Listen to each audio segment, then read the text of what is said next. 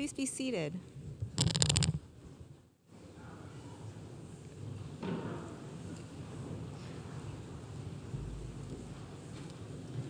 Well, good morning. I'm Sandra Wong, and I have the honor of being the Dean of the Emory University School of Medicine. It's my great privilege to preside over the diploma ceremony for the class of 2026.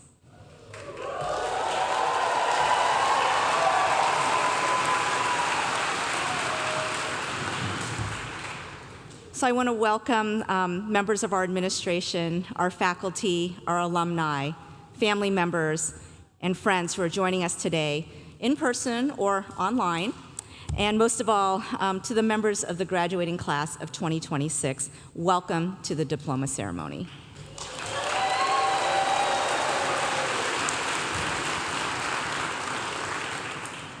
So let's begin this momentous day with a warm welcome to our guest, the Venerable Priya Rakit Shraman, our Buddhist chaplain from the Emory Office of Spiritual and Religious Life.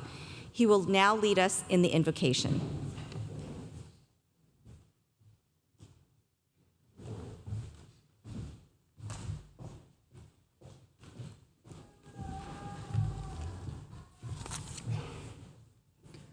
Good morning to all. And congratulations to all the graduates.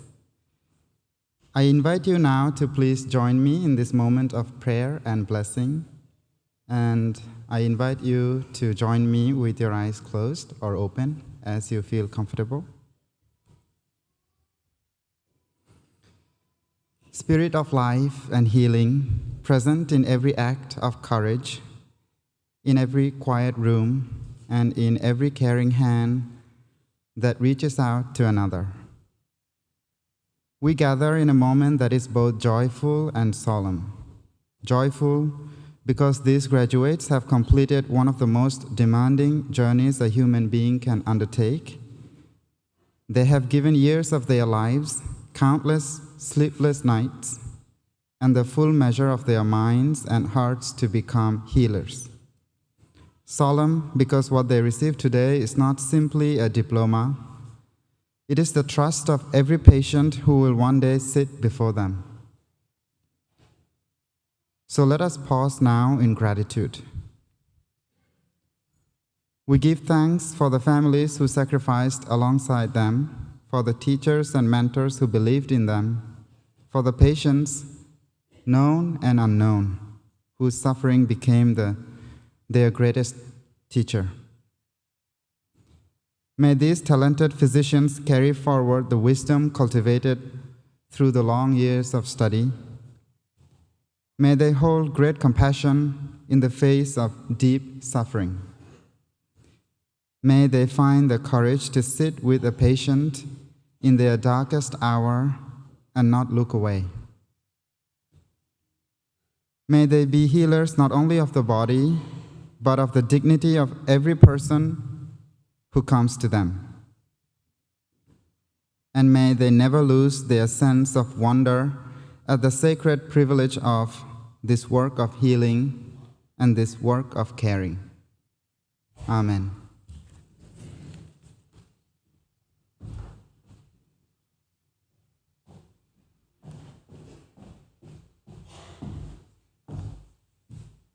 Thank you, Venerable Shraman. So we are here this morning to celebrate the accomplishments of this tremendous group of individuals who collectively represent the bright future of the medical profession. I'm so proud of today's graduates. Standing here, I look out at all of you and I see a wonderfully passionate and compassionate group of new physicians. I also see the people who have supported them every step of the way. Faculty, family, friends.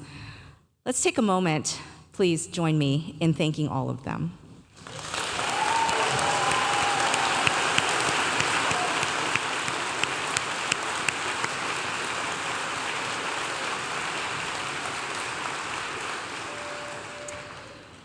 We talk a lot about our tripartite missions of education, research, and clinical practice.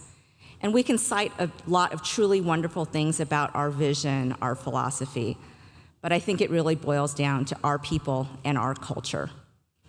At this time of year, we get to see our students become our colleagues in healthcare. You, our graduates, are the future of discovery, innovation, and patient-centered care. The end of the academic year always makes me a bit nostalgic. I think in many ways, all of us, the faculty up here, we remember our own graduations. Nearly all of you will start residency training in just a few weeks, and I know you're ready. I know you've all learned how to learn, and that's really, in many ways, the most valuable lesson. Many of you are familiar with the poet Maya Angelou's famous quote, "People will forget what you said, people will forget what you did, but people will never forget how you made them feel." As all of you seek to have true impact on our world, I'll add a corollary to that quote, which is, I know you will all go out and accomplish so much. Just remember, it's not always just what you do, it's how you do it. We are so lucky to be a part of the medical profession. We have the utterly humbling job of caring for others. Do your life's work with passion and pride. Bring your core values to work every day. And remember, your purpose is often much bigger than yourself. You'll leave today's ceremony as new doctors. I know you'll make a difference in big ways and in small ways. I'm so excited to see your next successes. So congratulations to our graduates.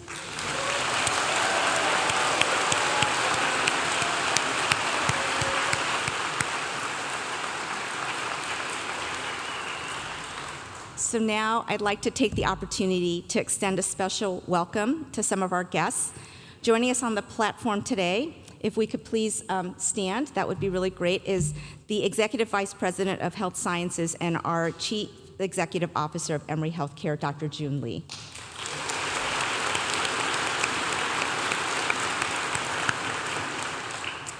And I'd like to please recognize the family of Preethi Karnam. Dr. Khoury and Dr. Karnam, would you please stand with your family and be recognized?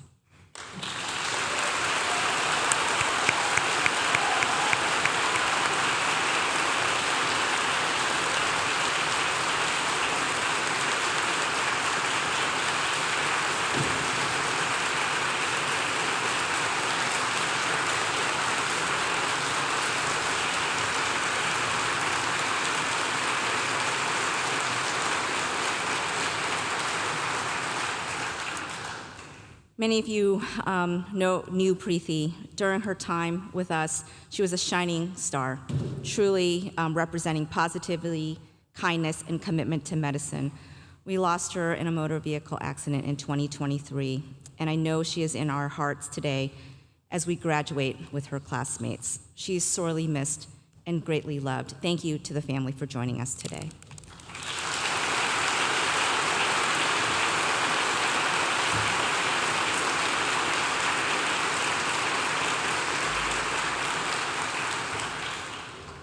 And now it is my absolute privilege to introduce to all of you Dr. Bill Ely.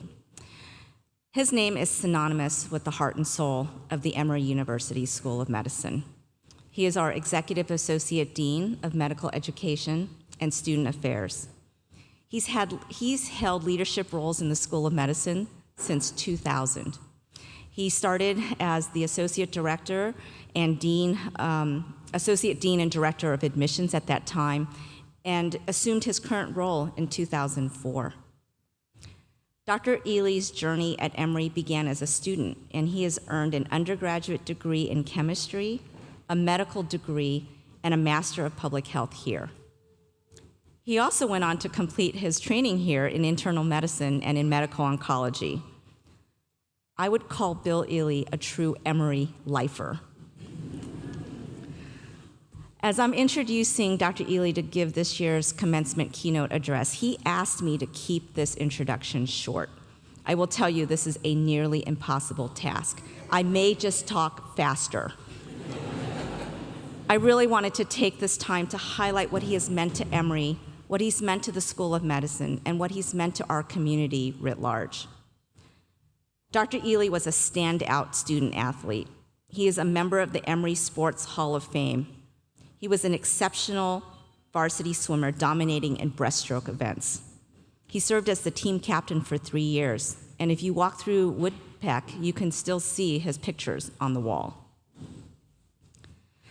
Dr. Ely began teaching medical students clinical epidemiology in 1989 and did so for nearly 20 years, really leading Emory to be one of the first schools to emphasize applying data to real-world applications. Dr. Ely himself has conducted important research in breast cancer disparities, incidence, biology, and outcomes. Dr. Ely actually continues to attend at Grady Memorial Hospital on the inpatient oncology service. During those weeks, he describes himself as tired, actually doggone tired, but completely fulfilled. By all accounts, he is a wonderful physician. Not surprisingly, Dr. Ely is a multiple recipient of the School of Medicine's Best Clinical Professor Award. He's also been honored with the Charles R. Hatcher Jr. Award for Excellence in Public Health. Most recently, Dr. Ely has started teaching a cognitive-based compassion training course because he truly believes in the power of compassion for self and others and of its importance in the field of medicine. Truly, Dr. Ely has inspired generations of doctors to serve with courage, ingenuity, and determination, reminding all of us that the essence of medicine is caring for our communities. He reminds us to be kind. It's so simple. Remember to be kind. He reminds me of this all the time. So thank you, Bill. And thank you for giving our commencement keynote today. This is a truly momentous occasion. Graduates, families, and friends, please welcome Dean Bill Ely.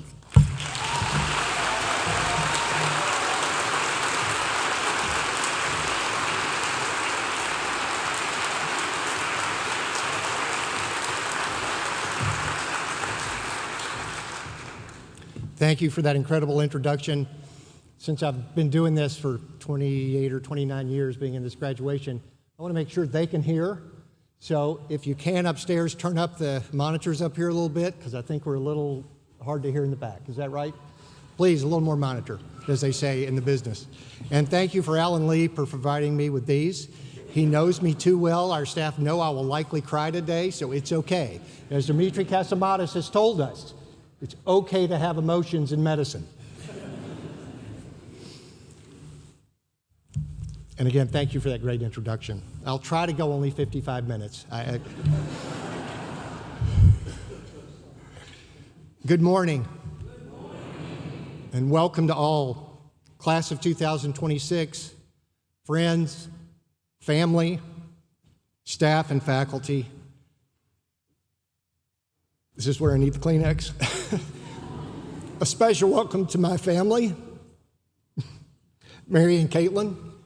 Mary actually previewed this speech several times, so she gets great accolades for that. And Caitlin agreed not to. She's an English teacher, and I didn't want to be grammar shamed by my daughter.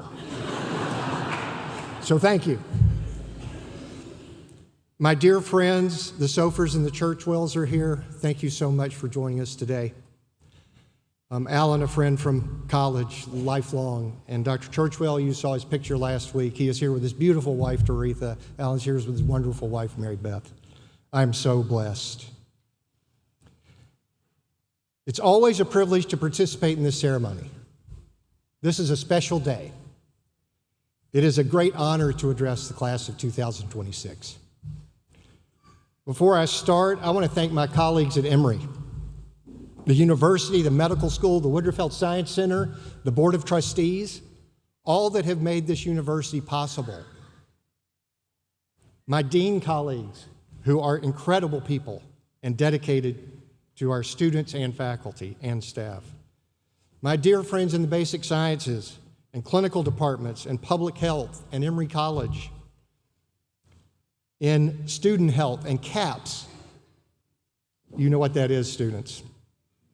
at Emory and Grady and Choa and the VA, also in our community. All of those folks working together to prevent illness and reduce suffering. A special shout out to Carlos Del Rio, who was in my residency cohort and flew a red eye last night from Los Angeles to get here to be with us today. He's now chair of internal medicine. Thank you, Carlos. We all work tirelessly to make others' lives better. My family and our local community and worldwide communities have benefited greatly from the discoveries made here and the care given by our faculty. I'd also like to thank the Center for Contemplative Science and Science-Based Ethics, who has allowed me a second career in compassion. More about that in a little bit. I want to talk to you about three things today. Doors. What we carry when we walk into a patient's room through their door, and what we are honored to take away when we leave those doors after having a doctor-patient interaction. The students couldn't help this morning, but outside there were faculty lined up on both sides of the big door to bring them into the space. Except for 2020 and 21, all of our white coat ceremonies and all of our graduations have been right here. We could be anywhere, but we choose to be here. Glen Church was designed by William Trammell Schutze as a sacred space. That is the building we're in. There is a warmth and beauty here that helps create a feeling of importance and reverence. Like many important public spaces, the doors are large and come with real and symbolic meanings. Wherever we see doors, they represent a transition from public to private, from chaotic to safe, and sometimes from secular to holy. Various religions offer doors as an introduction to spiritual renewal and growth. Doors are a place where some people actually touch the door frame to signify their dedication to their faith and their intent. Dreams of open doors in some faiths can mean new opportunities, dreams. Closed doors that are difficult to open are actually thought of to remind us to be persistent and forthright. In many places, the doors to our home are decorated and or painted as symbols of transition to place of importance, spiritually and physically. Our hospitals and clinics are full of doors, if you haven't noticed. Doors to the emergency room, the operating room, the trauma bay, the ICU, the patient's room. Let's take a minute. What do patients think when they walk or roll through those doors? They surely feel deeply. They feel anxiety and fear. But I know they also feel hope and gratitude. A little story, a couple of stories from my past. The first time I walked into an emergency room was my first year as an Emory medical student, and those alums who are here know that we got assigned to go to the Grady emergency room for a clinical experience. And it was really my first clinical experience. I got immediately hustled into the trauma room with a bunch of nurses and doctors waiting on a trauma case, and before I knew it, I was in the melee of all these people with so much knowledge, working so quickly to take care of an off-duty police officer who had been in a head-on collision and was in our care. I was surrounded by these people working so hard, and they gave me a job. I was a first-year medical student, and I only had one job, and that was to hold one tube steady for a resident. I did that for about a minute, and then I got very warm, and I knew I was going down. But I'd fainted once before, so I knew the feeling, thankfully, and if I fell on this person, I was going to do some damage. So I said, excuse me, I have to leave. And I walked over to the wall of the emergency room, and I leaned up against the wall, and my behind met the floor unmercifully. I learned two things that day in the emergency room. One is, these people give incredible care. They bring knowledge and intent and energy into a room and do everything they can to save a life. The other thing I learned was to be humble, because I too was frail. During my second year of medical school, I took an elective course and I was assigned to a patient in hospice. And that invited me through the door of someone's home. We got assigned a person who was in hospice, and I went and met the family. They welcomed me in like I was somebody real and important. She told me about her life. The family was kind. I went back and visited and got to know them. And then I attended the funeral. And for the next few Mondays, I went back and processed that with Mel Moore, who was one of my great mentors in oncology, and the Grady Hospice chaplain, Bill Wallace. Bill, incidentally, started every meeting with a meditation, first time I ever meditated. It seemed right. It brought us to a place where we could talk about what we were going through. That taught me another couple of things going into that family's door. First of all, that doctors still can go to people's homes, which I did the rest of my career.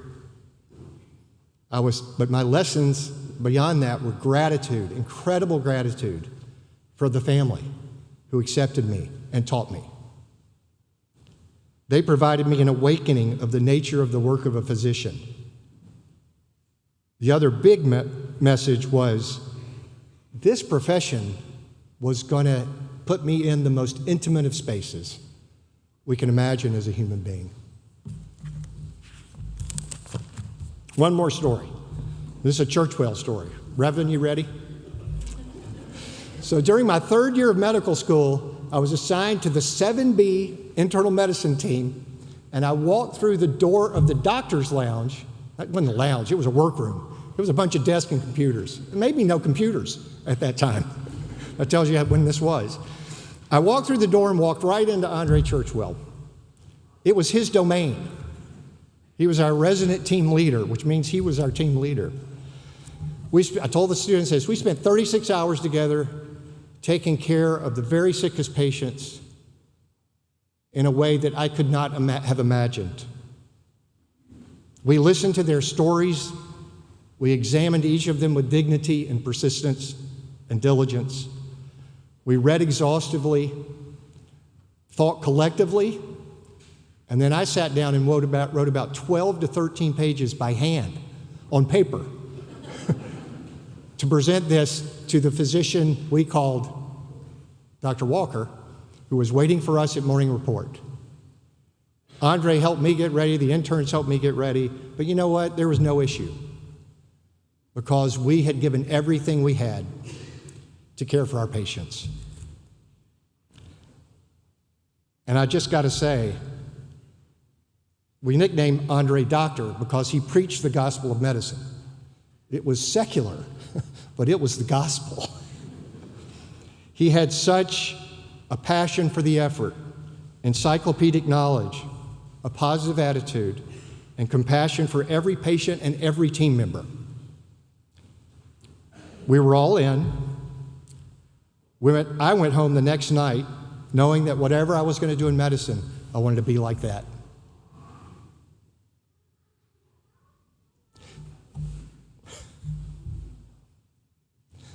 You know exactly what I mean, Andre. And we've been friends lifelong, and we will remain that way. Lessons from entering the door to Team Room 7B. You have no ideas what is going to be afforded you when you enter a room.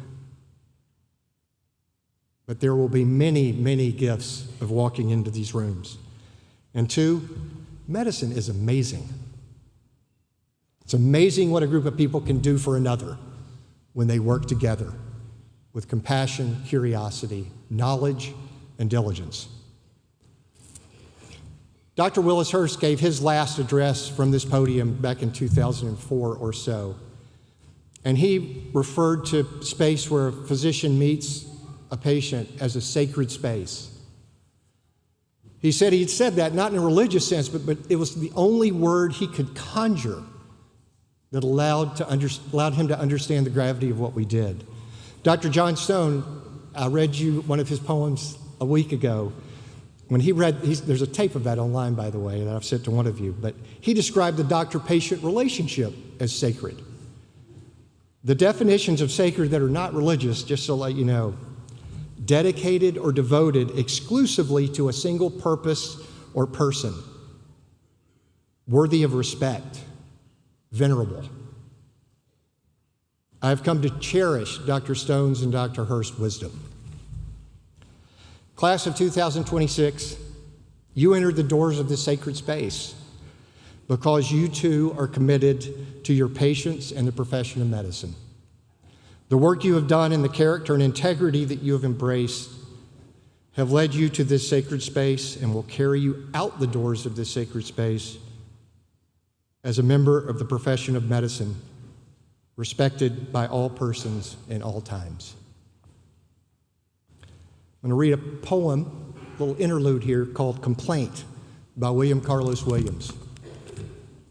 They call me and I go.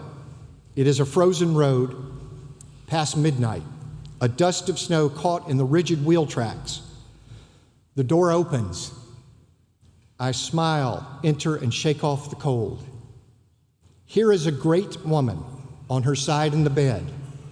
She is sick, perhaps vomiting, perhaps laboring to give birth to a 10th child. Joy, joy. Night is a room darkened for lovers. Through the jalousies, the sun has sent one golden needle. I pick the hair from her eyes and watch her misery with compassion. All right, what do we carry with us into these sacred spaces? Compassion and love. Compassion's the warm-hearted concern that unfolds when we witness the suffering of others and feel motivated to relieve it. This is the year of compassion for Emory University. We're ending it this month. Through our first and close and fruitful relationship with the Dalai Lama and the leadership of the university and Lobsang Tenzin Negi, Emory is known worldwide now for developing and disseminating programs that help children and adults grow their compassion for others and self. Love, a warm-hearted wish to see others happy and well. In a memorable conversation with Dr. Martha Ward, she exclaimed to me, "What we do as doctors is bring love into the room." A beautiful statement.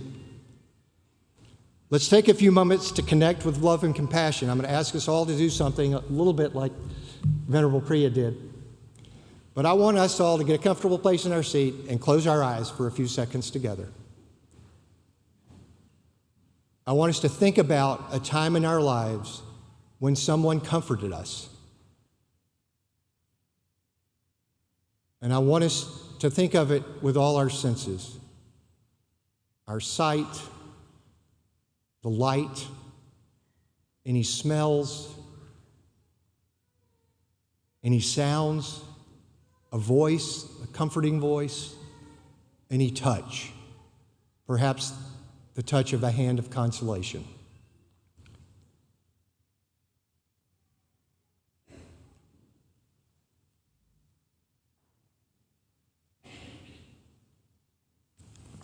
Let's open our eyes now.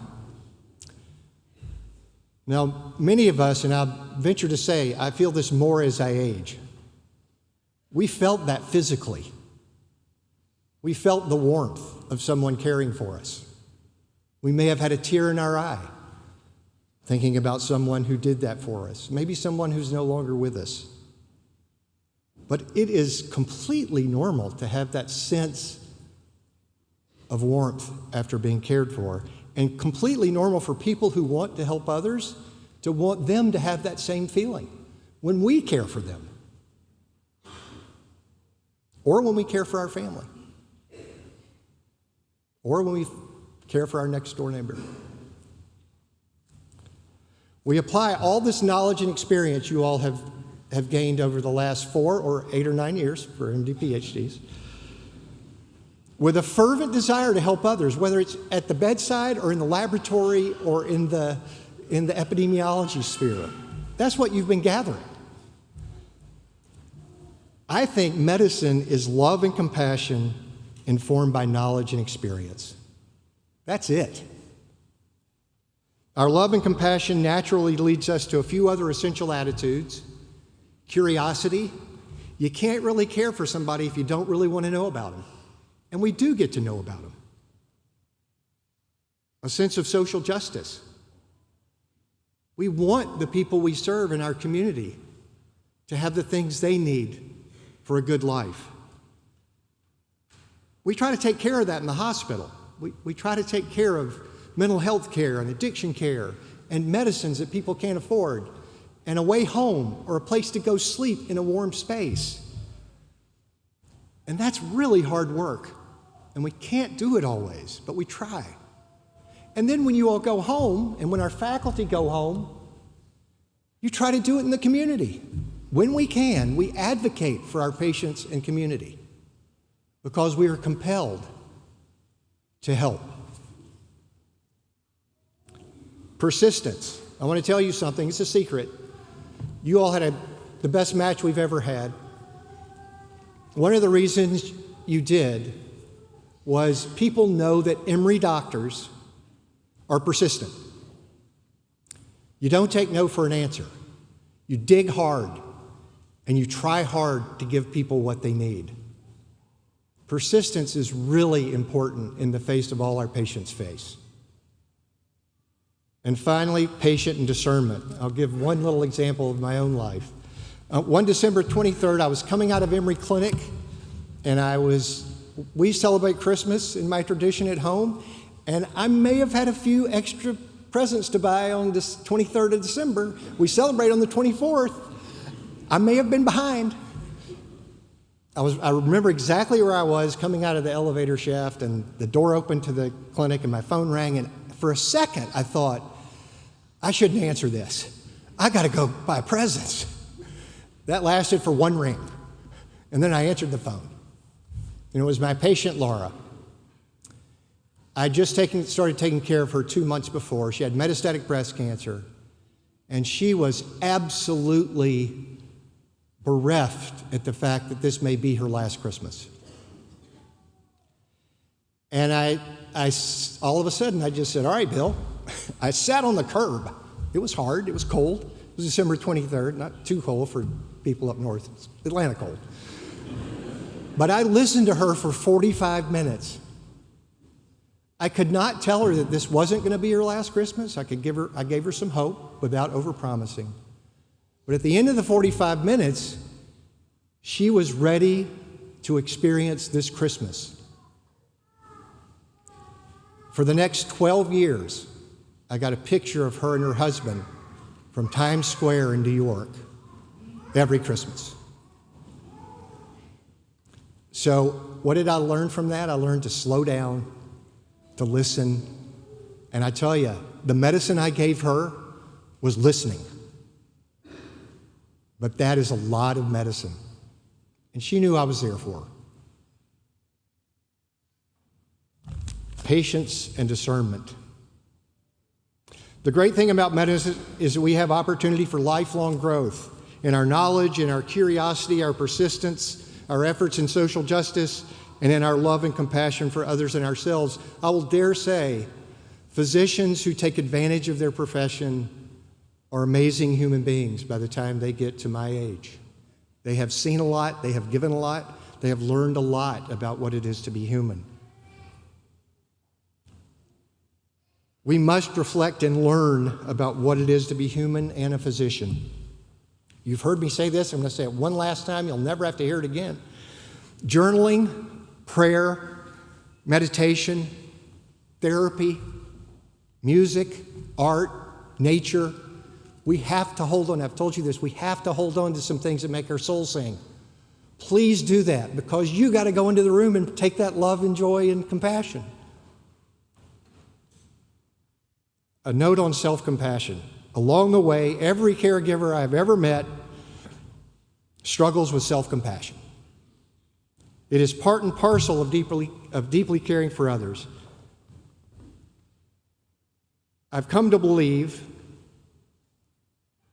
that the kindness of my patients and their families has been so helpful in addressing what I sometimes have as deep feelings of incompetence, self-blame, sadness, and even depression. Last week, I told the students that my corollary to the golden rule for people like they are, who have dedicated their lives to giving,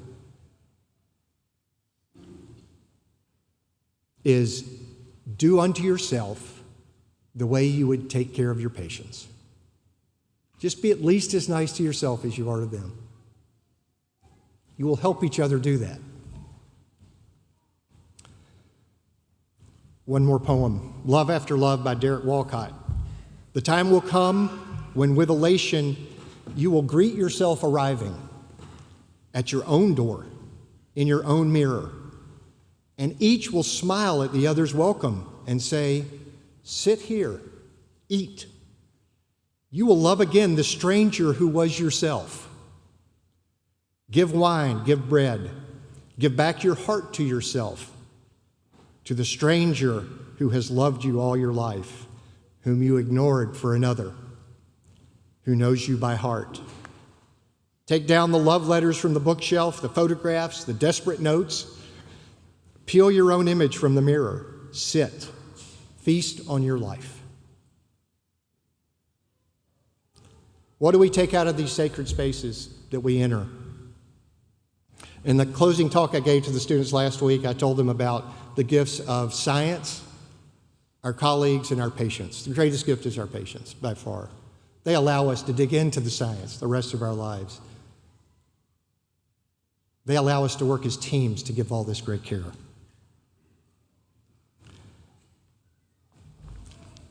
I would like to end today to tell you I have come to believe that the greatest thing we take out of the room are, and I'll use the word souls because two great people have used it when talking to me. We carry the souls of our patients with us the rest of our life. Now, I don't know exactly what the soul is. I'm not telling you I'm an expert on that. But like Dr. Hurst, when he said he knew no other way to say sacred spaces, I don't know any other way to talk about the gift I've been given from working with people who are in need of my care.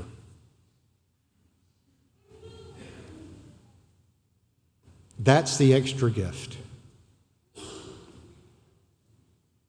Every day I strive to accept that gift and hope that I'm using what I've learned throughout all of my spaces. Because the other thing I've learned is that all spaces are sacred. Not just this one, but every space we are in as human beings, and sometimes in nature, that feels sacred, it is. Sometimes we don't notice it, but it is.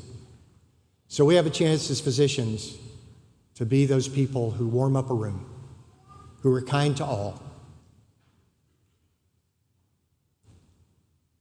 Out of the blue, one of my patients sent me a book about 3 months ago, Theo of Golden. Some of you may have read it. She knew I would like it. She just sent it and said, I know you'll like this. The book is set in Golden, which is a thinly veiled Columbus, Georgia. The conversation is between Theo, an elderly art collector, and a gifted young artist. This is the artist. Theo, I get the impression you've thought about this before. What do you think makes for good art? And Theo replies, yes, I have thought about it. In fact, I've thought about it a great deal, and I've asked others about it, but I don't know if I have an answer either, other than this. It might not make a lot of sense, but for anything to be good, truly good, there must be love in it.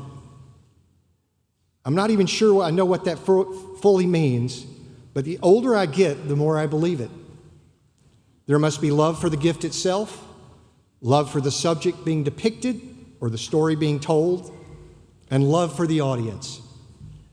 Whether the art is sculpture, farming, teaching, lawmaking, medicine, music, or raising a child, if love is not in the very heart of it, it might be skillful, marketable, or popular, but I doubt it is truly good.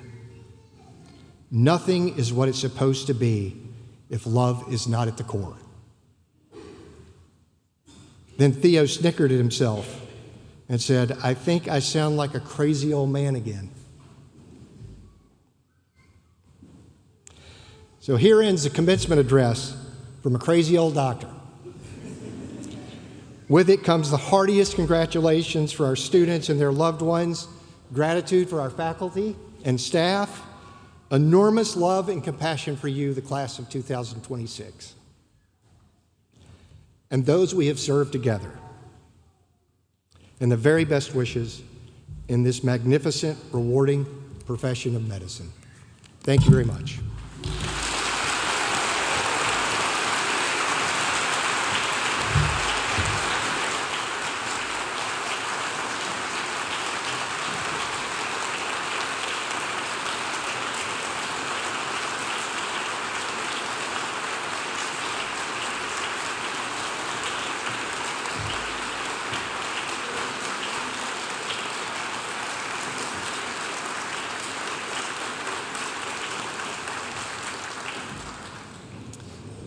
Wow. Thank you, Dr. Ely.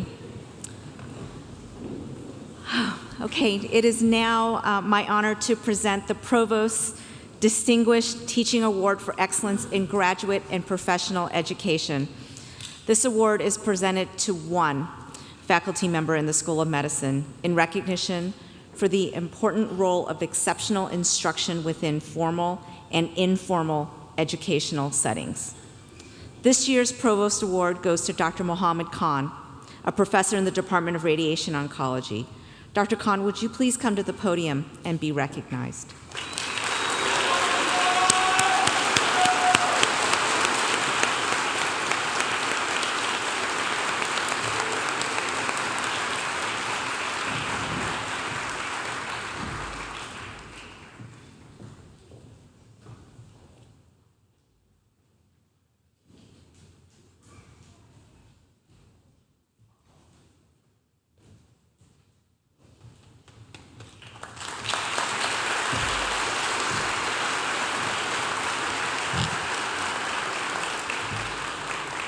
And I would now like to welcome Dr. John Johnson to the podium. He is the president of the Emory School of Medicine Alumni Board.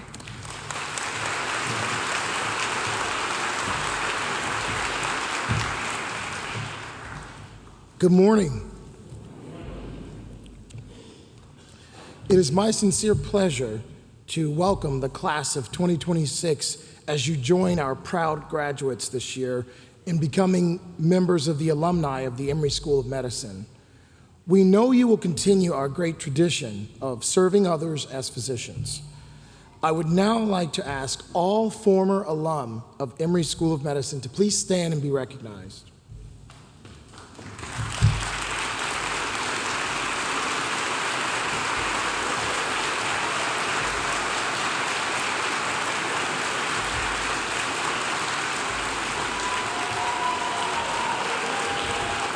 Thank you. Please be seated. We would also like to recognize a very special guest. She is a member of the School of Medicine representing the Corpus Cordis Aureum, the golden core of the hearts. Those are the alumni that graduated from Emory more than 50 years ago. Would you please stand, Dr. Marshalyn Jurgen Alsap from the class of 1972.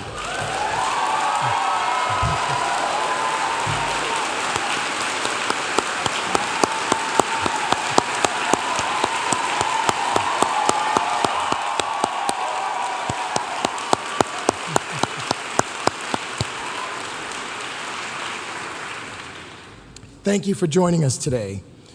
It is a true honor and privilege to stand before you today representing the remarkable alumni of the School of Medicine as the president. Being here with you is a powerful reminder of the legacy we share and the future we're shaping together.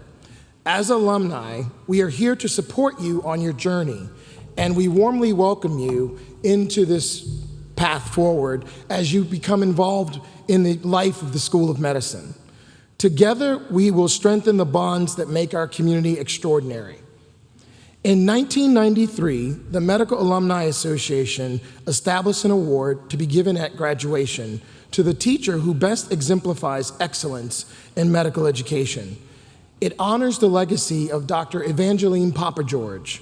Dr. Papageorge taught biochemistry to the Emory Health Sciences students for almost 30 years, and then became the School of Medicine's first dean of students and the first female administrator. She retired in 1975, but was still present at this graduation into her 90th year. It is in her memory that we award an exemplary faculty member whose intellectual luminosity has generated the greatest excitement about learning among students and their colleagues. If you are a faculty member who is a previous recipient of the Evangeline Papageorge Award in past years, would you please stand and be recognized?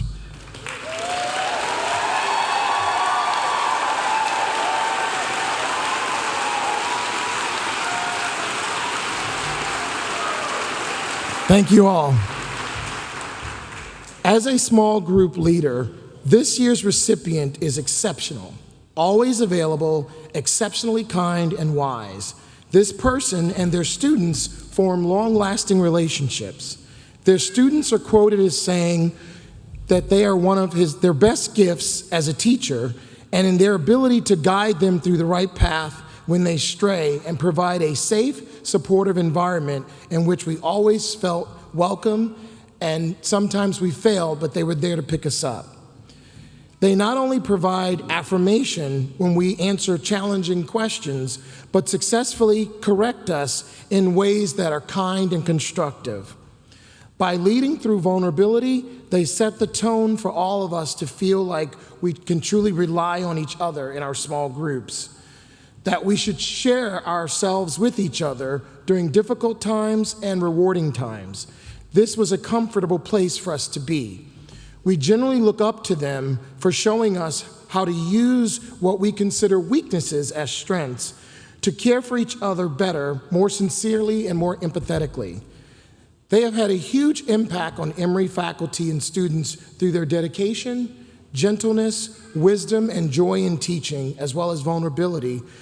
They would be the last person to take any credit. It is my great pleasure to announce the winner of the 2026 Evangeline Papageorge Award is Dr. Clifford Gunthal.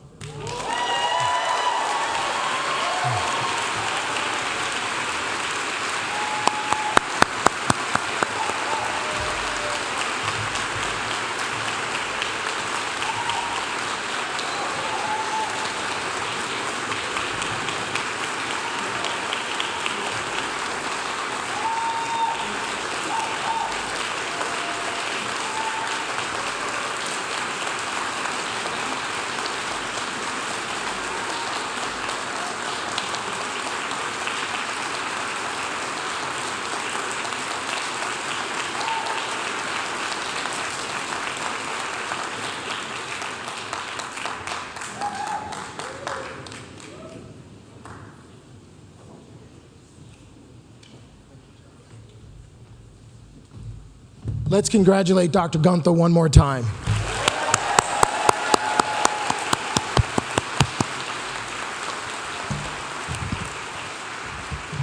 I would now like to welcome back Dr. Bill Ely.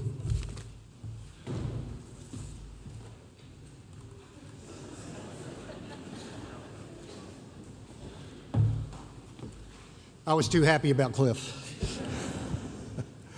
I now ask the PhD recipients and their advisors to rise and line up to my left by going back up the aisle and over to the left, please. At Emory University, the School of Medicine and the Graduate School of Arts and Sciences offer a combined MD-PhD degree. Students who receive this degree complete requirements for each course of study. Both the basic science and clinical training required by the School of Medicine as well as 3 or more, and sometimes quite a few more, years of research training within the graduate school. We are delighted to have the opportunity to acknowledge 11 of this year's graduates of the PhD program as they receive their PhD degree. One additional student will receive their Emory PhD degree that was achieved outside of the MD PhD program. The MD PhD students will be hooded by their academic advisors, assisted by Dr. Jason Eustein. Dr. Eustein, please come forward. Director of the MD PhD program. And here they come.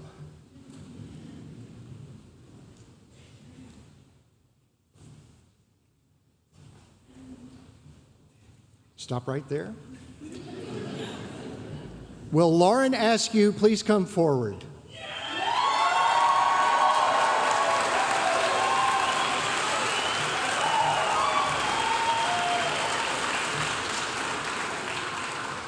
Lauren is receiving her PhD in biochemistry, cell and developmental biology. She's being hooded by Dr. Reinhold Jones.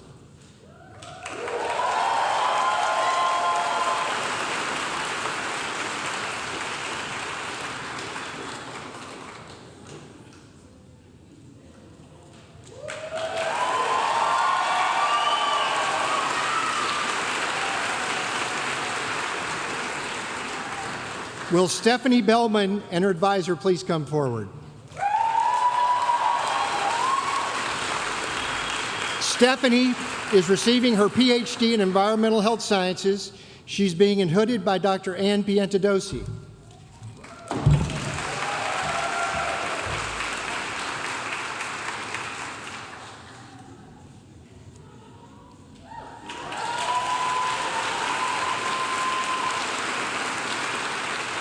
Congratulations. Will Hannah Beth Gold and her advisor please come forward? Advisors.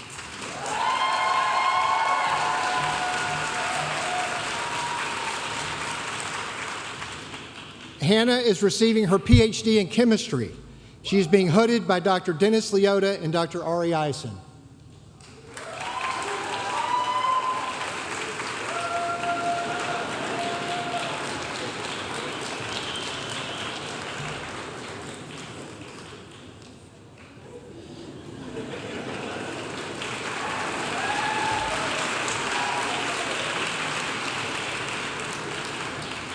Will Jennifer Isaac and her advisor please come forward?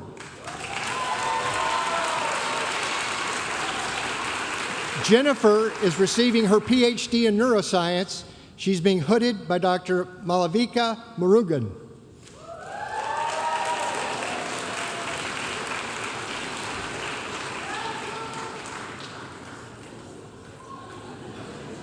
Will Azalea Yuna Lee please come forward with her advisor? Azalea is receiving her PhD in neuroscience. She's been hooded by Dr. Peng Jin.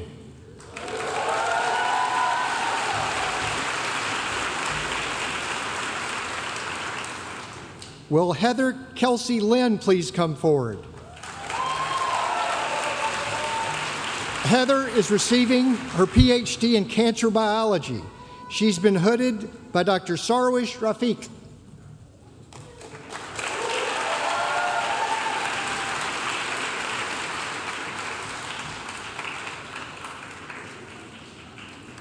Congratulations.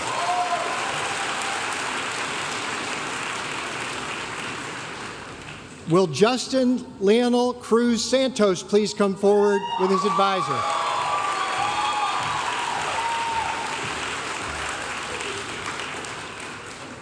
Justin is receiving his PhD in neuroscience. He's being hooded by Dr. Jennifer Stevens.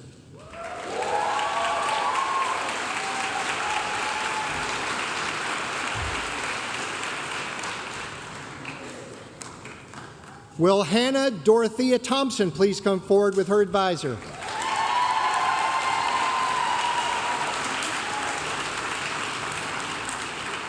Hannah is receiving her DPhil in physiology. It's got a funny name because her doctorate was awarded at the University of Cambridge through NIH's Oxford Cambridge Scholars Program. She was hooded by Dr. Cheryl Meyer. Will Tina Tian please come forward with her advisor?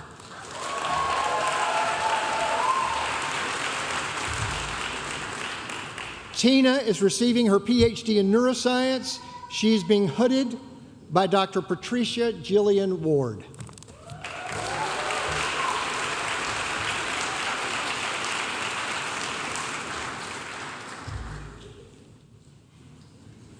Will Melissa Jowers-Euling please come forward with her advisor?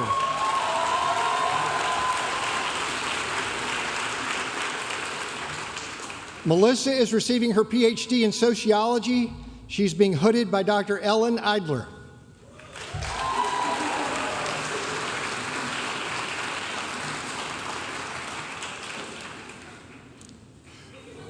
Will Eudora Faith Fatal please come forward with her advisor?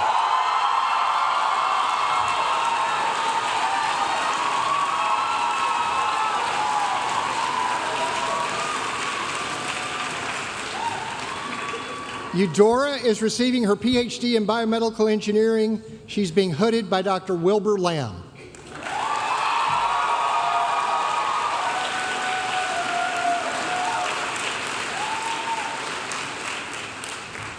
Will Keenan Davis please come forward?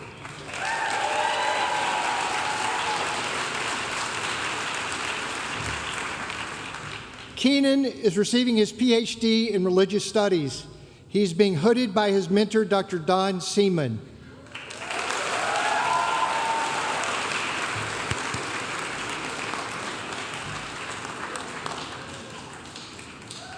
Well done. They all should be referred to after the ceremonies as Dr. Doctor.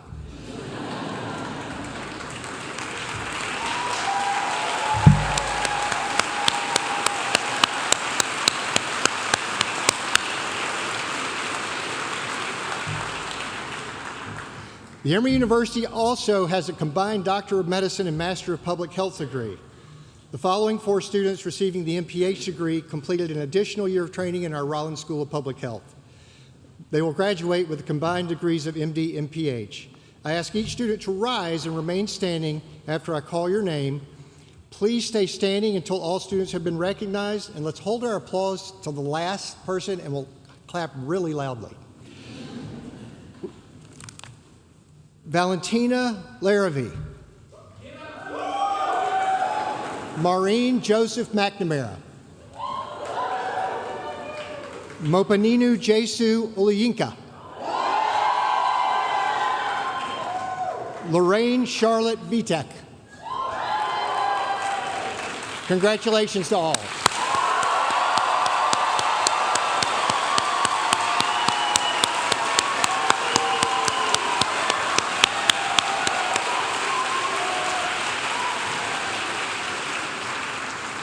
The School of Medicine also has a combined degree, the Doctor of Medicine and Master of Science in Clinical Research degrees.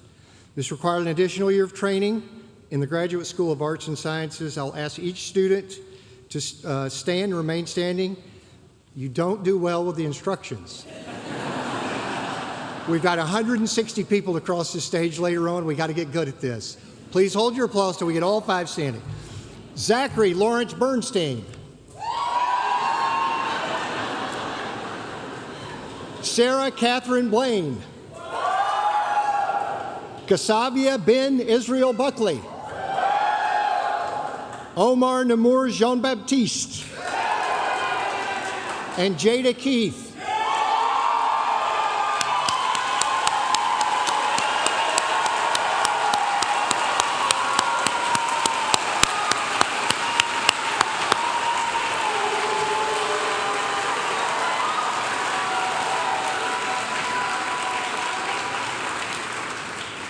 Well done, well done. We also celebrate a graduate who's earned an Emory Master of Business Administration degree in addition to their MD degree. Would Robert Blake please stand and be...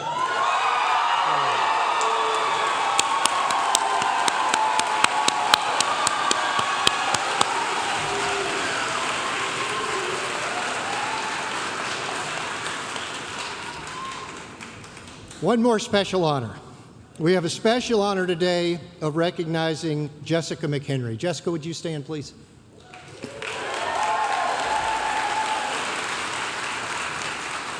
When Jessica walks across the stage and gets her hooding, she's going to be promoted to lieutenant in the United States Navy.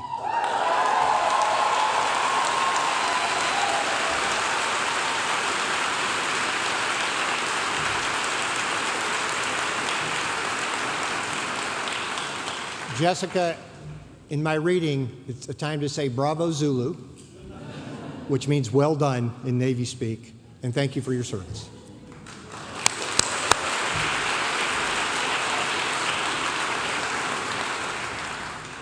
We will now present hoods and diplomas to the MD degree recipients for 2026. Dr. McDonald and Dr. Hairston, please ready the students. Small group advisors, please assemble on stage left.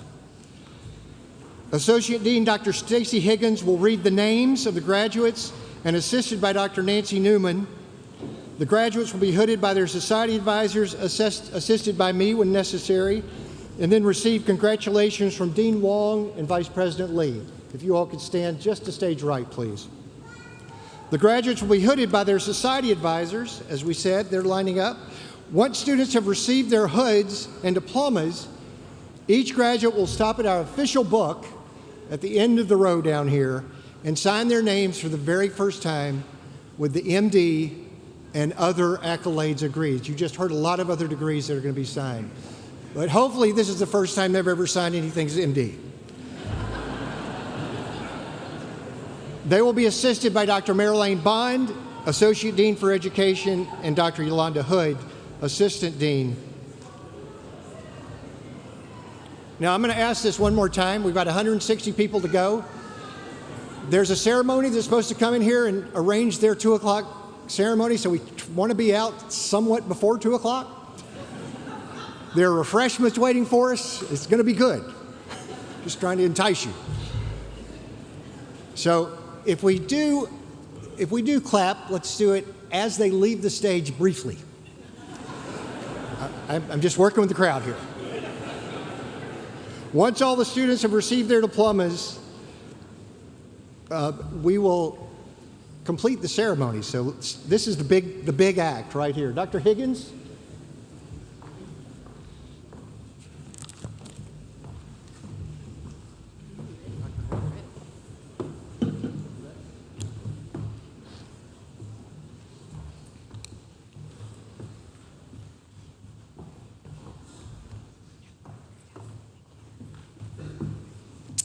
The following students are in the Crumpler Society and hooded by their society leader, Dr. Bhaveen Adiyaru. Dr. Max Edward Cornely. You guys fail already, man.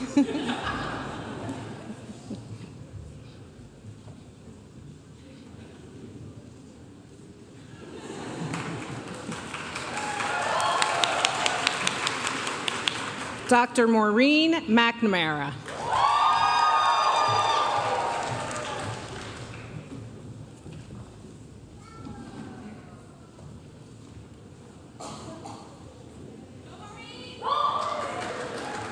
The following students are in the Crumpler Society and hooded by their society leader, Dr. Donald Batisky. Dr. Keenan Davis.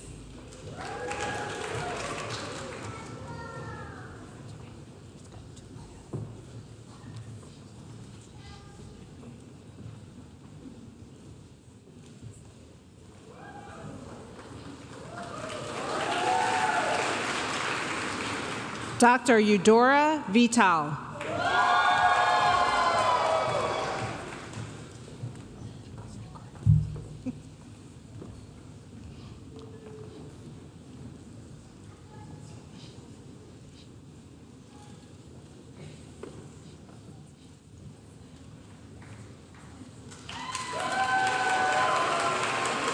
The following student is in the Crumpler Society and hooded by her leader, Dr. Andres Camacho Gonzalez. Dr. Lauren Askew.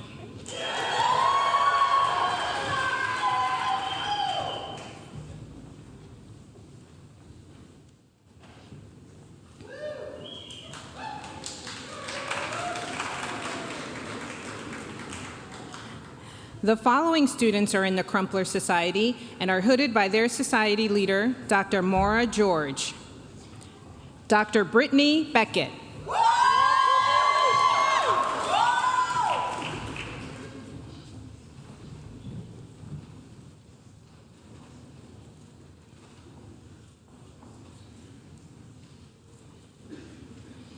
Dr. Zoe Fort.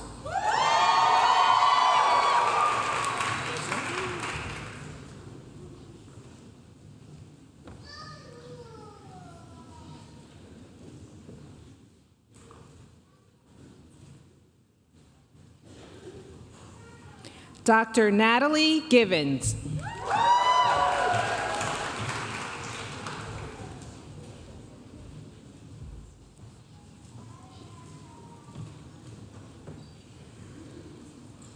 Dr. Kuan Mahendraraj.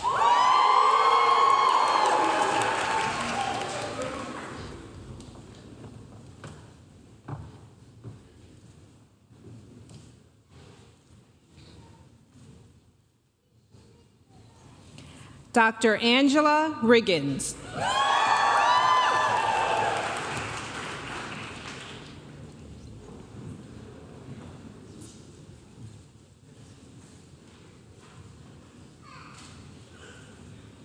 Dr. Alice Truth.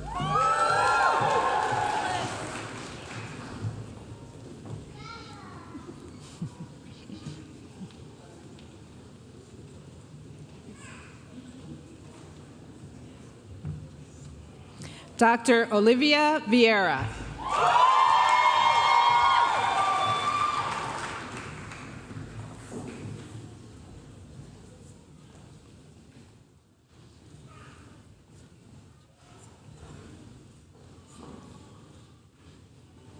The following students are in the Crumpler Society and being hooded by their society leader, Dr. Jamaica Hallman Cooper.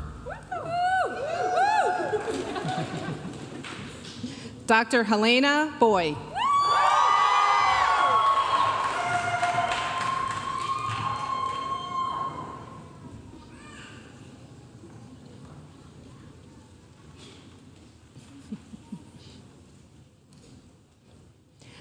Dr. Ria Goel.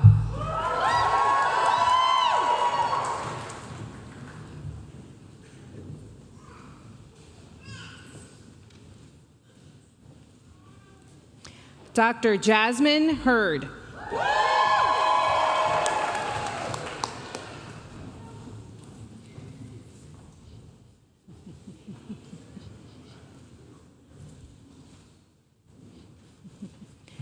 Dr. Jessica Klein.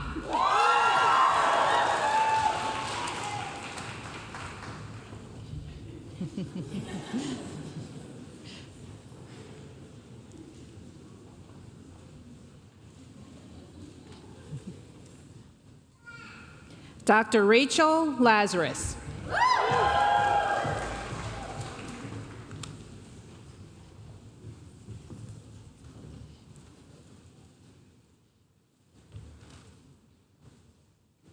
Dr. John Wang.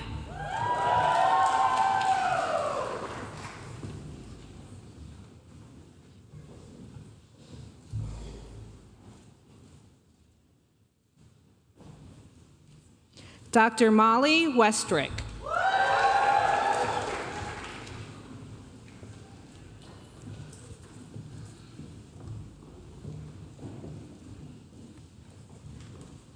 The following students are in the Crumpler Society and hooded by their society leader, Dr. Noble Malik.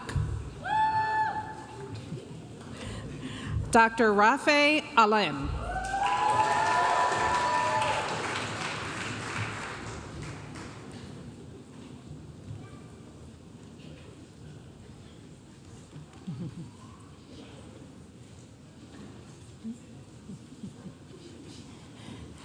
Dr. Angela Appa.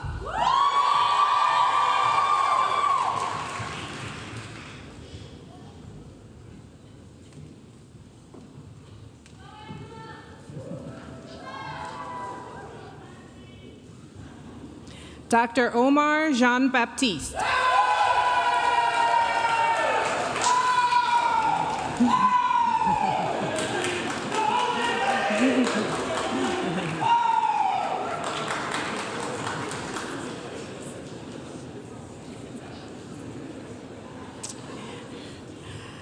Dr. Jennifer Mansour.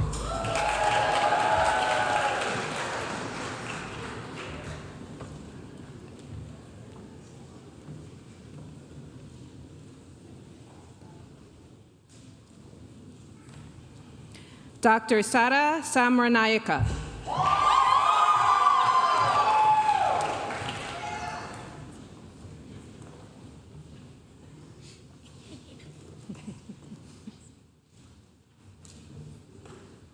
Dr. Matthew David Steinberg.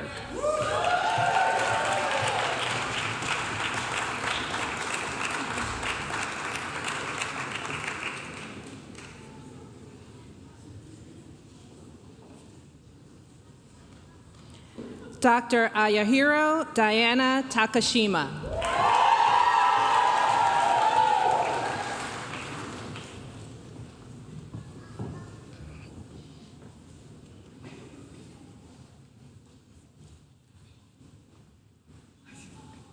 The following students are in the Crumpler Society and are being hooded by their society leader, Dr. Taryn Taylor.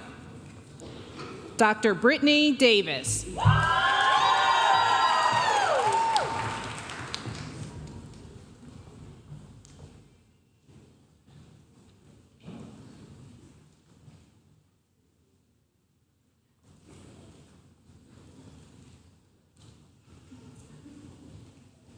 Dr. Jennifer Isaac.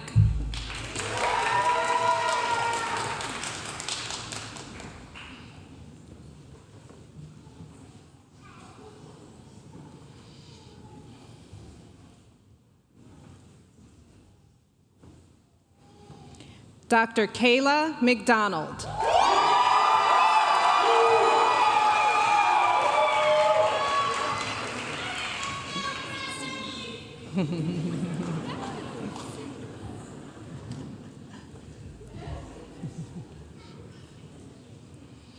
The following students are in the Crumpler Society and being hooded by their society leader, Dr. Martha Ward.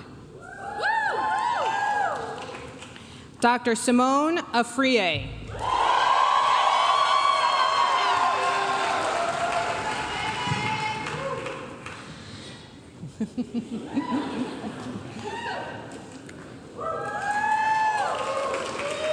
Dr. Alexa Clark.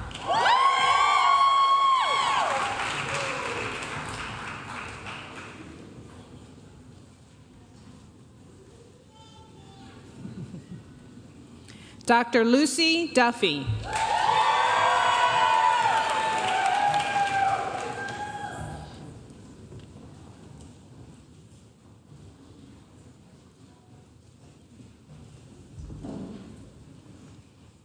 Dr. Samantha Echo.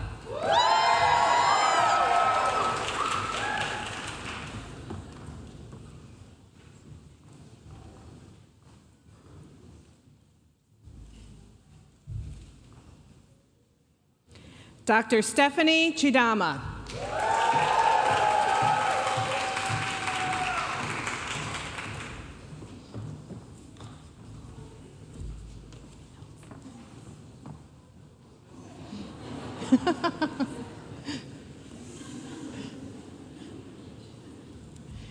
Dr. Benjamin Eric Keefe.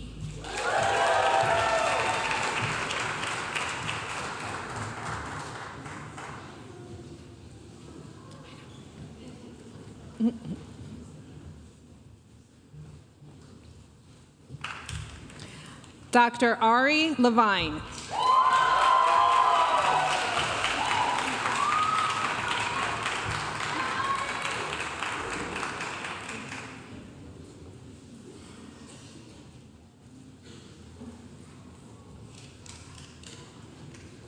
Dr. Mina Milosavljevic.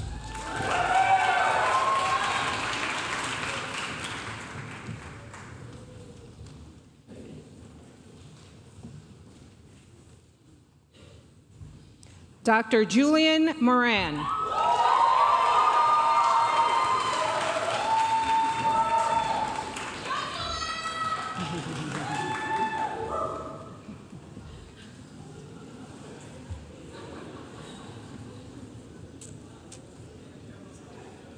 The following students are in the Crumpler Society and are being hooded by their society leader, Dr. Dewan White. Dr. Kashavia Buckley.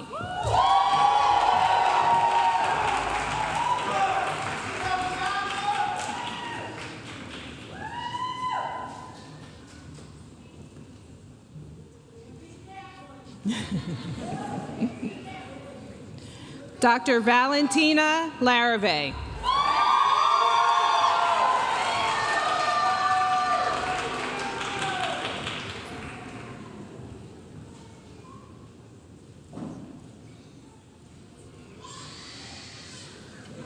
Dr. Austin Montgomery.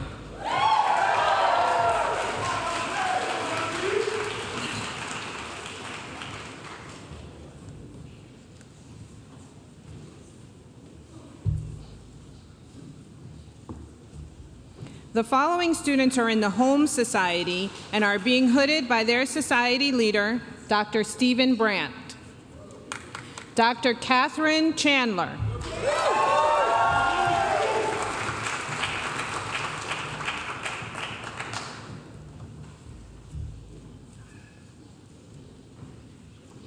Dr. Christopher Hua.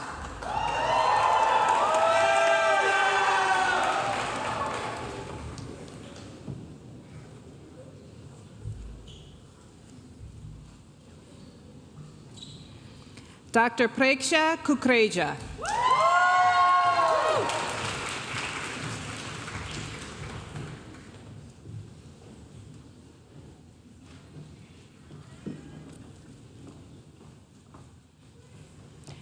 Dr. David Culp.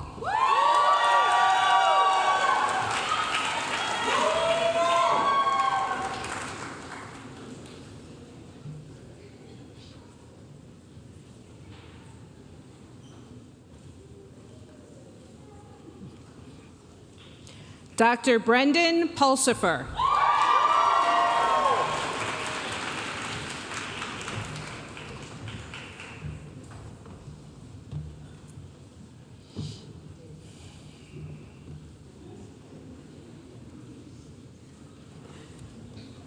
The following students are in the Home Society and are being hooded by their society leader, Dr. Jason Brown. Dr. Megan Atchison.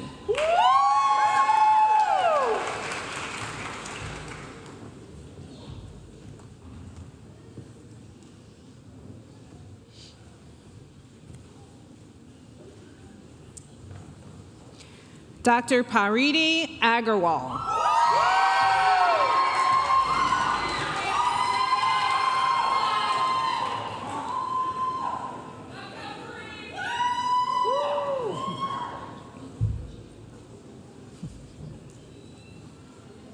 Dr. Brian Chung.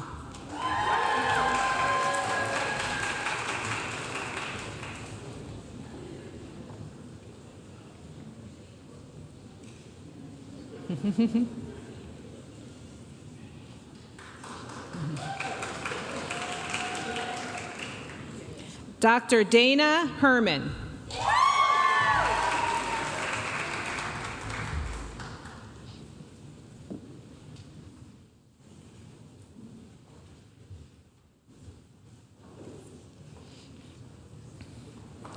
Dr. Leah Phillips.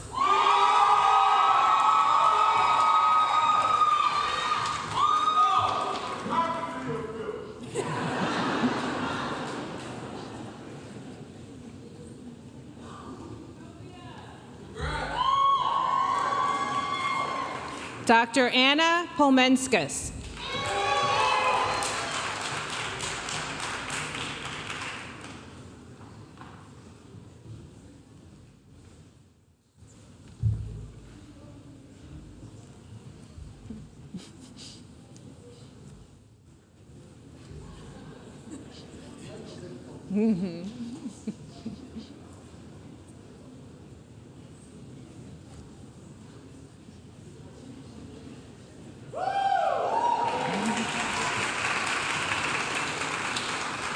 Dr. Daughtry St. John.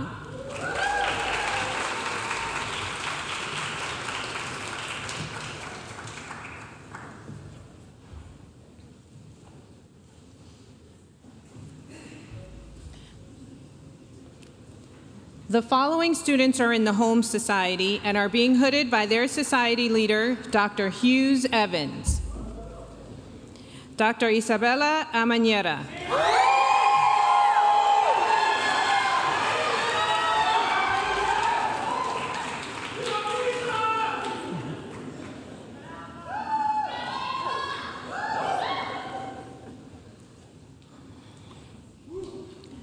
Dr. Sarah Blaine.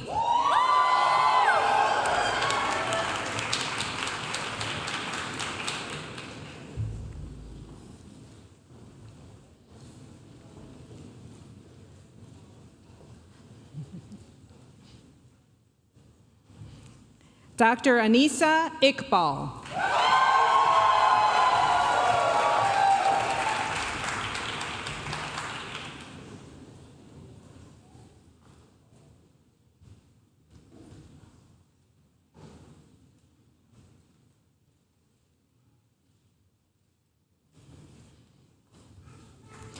Dr. Azalea Lee.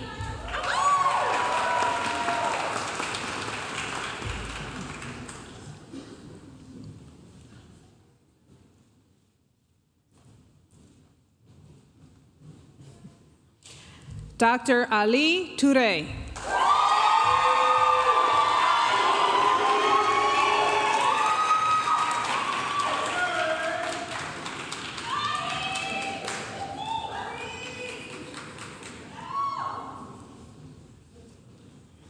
The following student is in the Home Society and is being hooded by her society leader, Dr. Lisa Flowers. Dr. Tina Tien.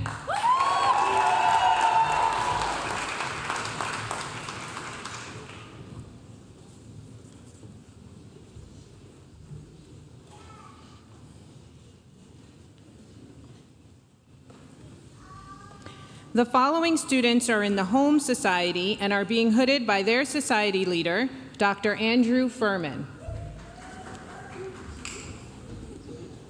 Dr. Annie Emanuels.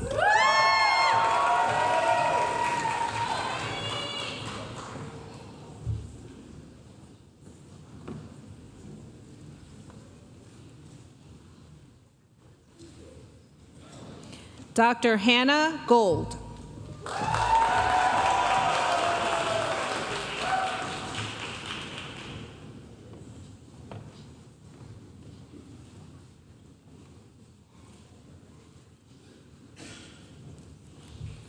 Dr. Rachel Holstein.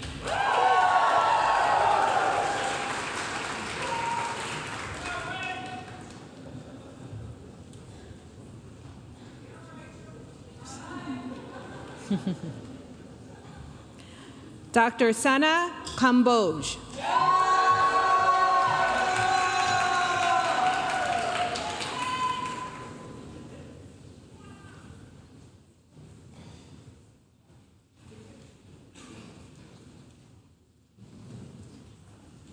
Dr. Sarah McLaughlin.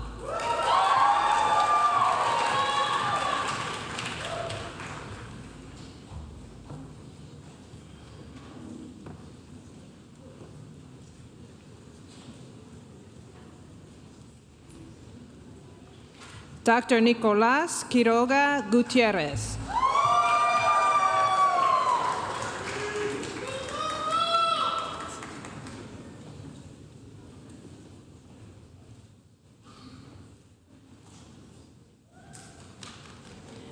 Dr. Hannah Thompson.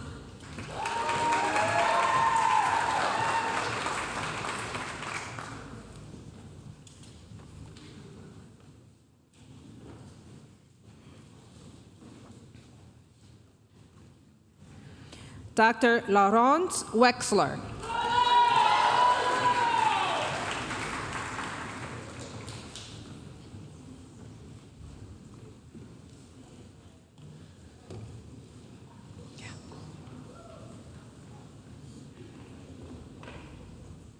The following student is in the Home Society and is being hooded by his society leader, Dr. Clifford Gunthal. Dr. Michael Doherty.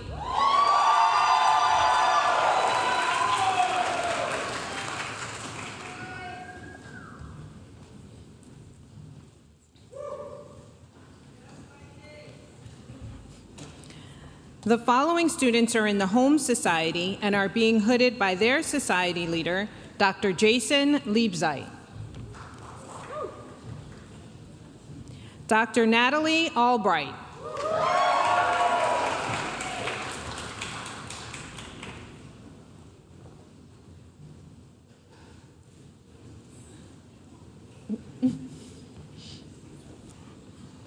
Dr. Shreya Banlamudi.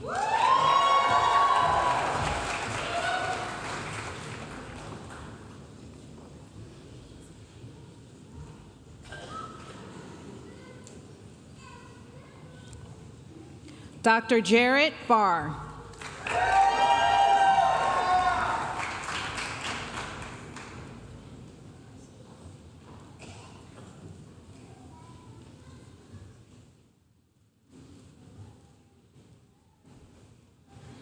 Dr. Wilson Battle.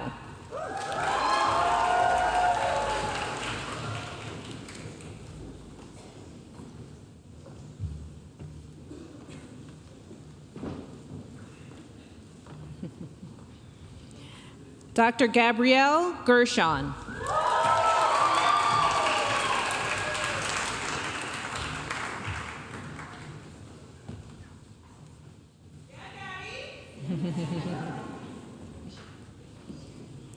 Dr. Nicole Green.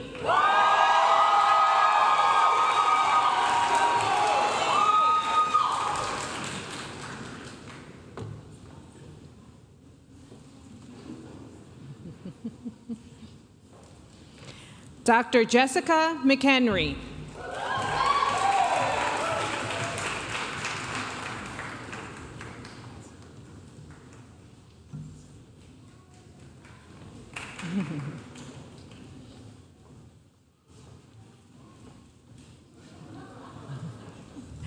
Dr. Lorianne Pinto.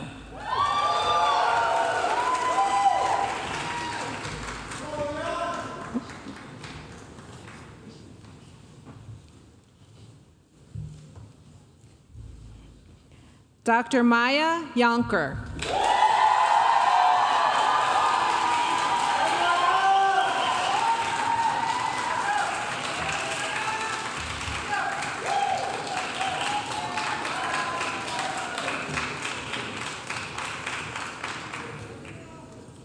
The following students are in the Home Society and are being hooded by Dr. Ira Schwartz. Dr. Melissa Euling.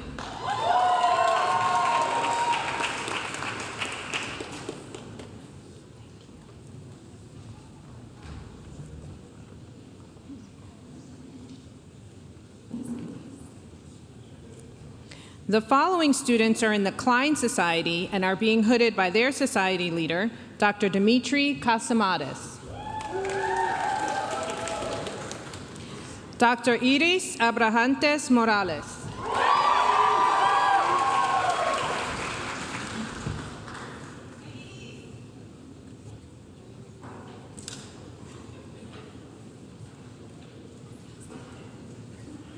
Dr. Jillian Balzer.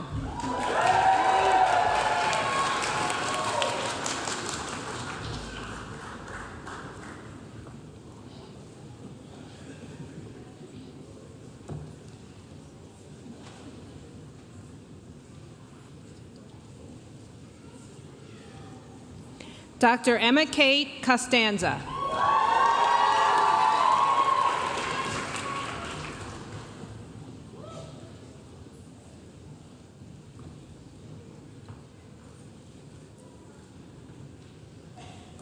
Dr. Margot Gerke.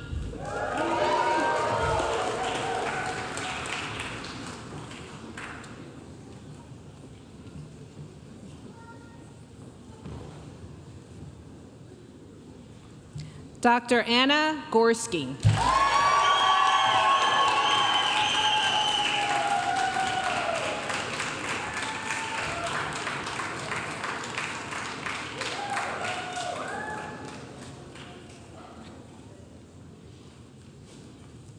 Dr. Charles Hauer.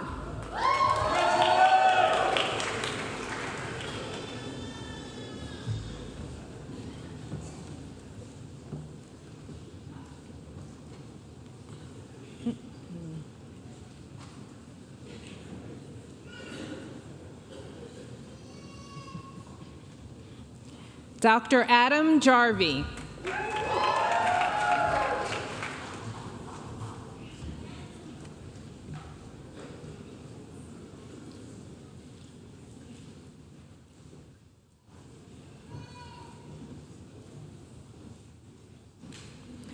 Dr. Ariel Lawson.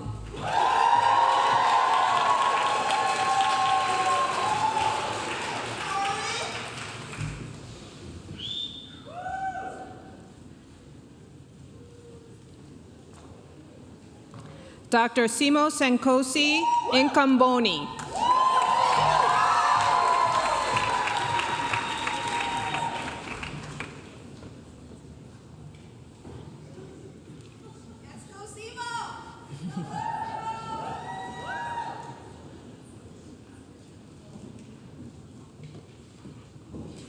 Dr. Julia Rogers.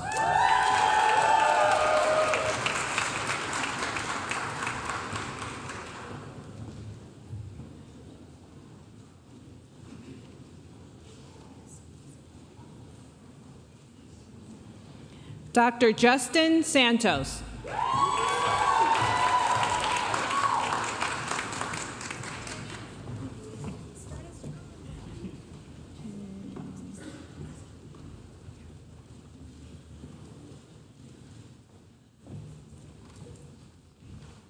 The following students are in the Klein Society and are being hooded by their society leader, Dr. Robert Dixon.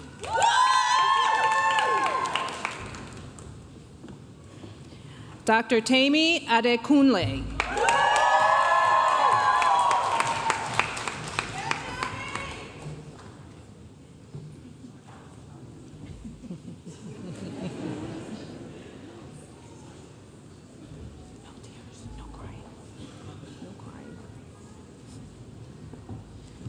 Dr. Benjamin Furman is being hooded by his father, Dr. Andrew Furman.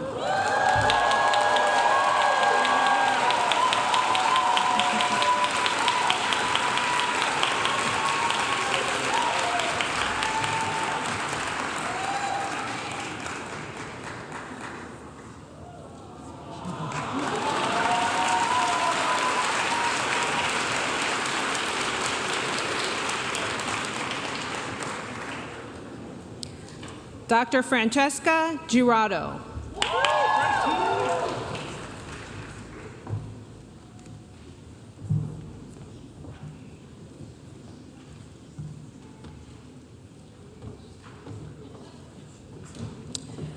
Dr. Katerina Goebel is being hooded by her mother, Dr. Catherine Budafish. Wait.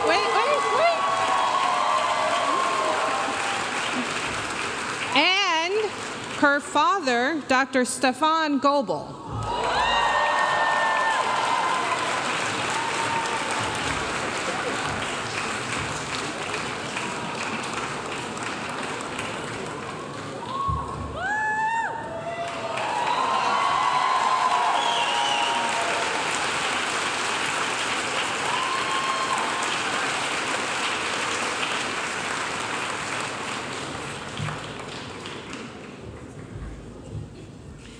Dr. Danielle Hunt is being hooded by her father, Dr. Dan Hunt.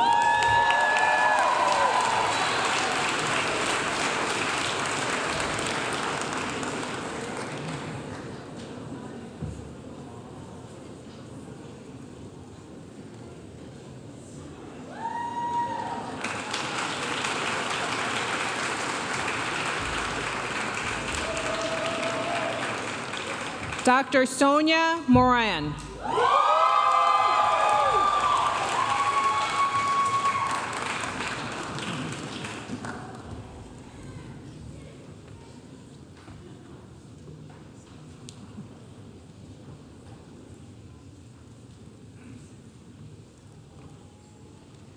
Dr. Allison Schwartz.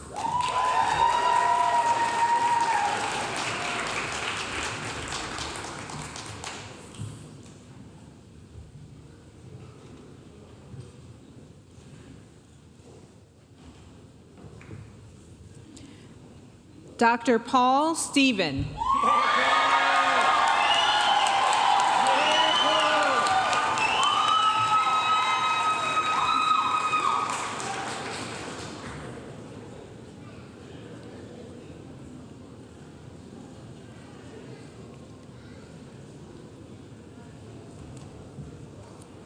The following students are in the Klein Society and are being hooded by their society leader, Dr. Mary Dolan. Dr. Brandy Ndirango.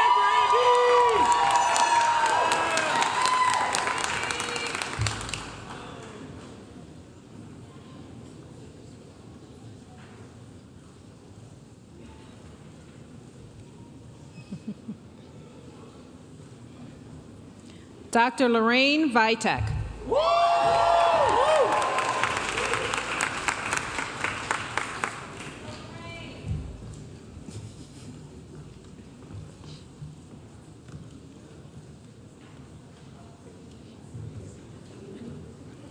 The following student is in the Klein Society and is being hooded by his leader, Dr. Oswaldo Enriquez Ajami.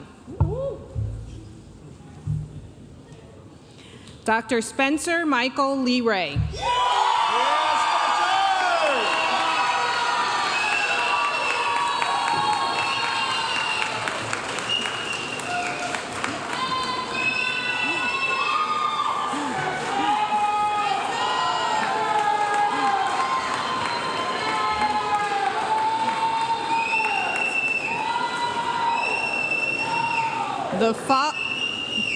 The following students are in the Klein Society and are being hooded by their society leader, Dr. Stephen Lindsay. Dr. Zachary Lawrence Bernstein.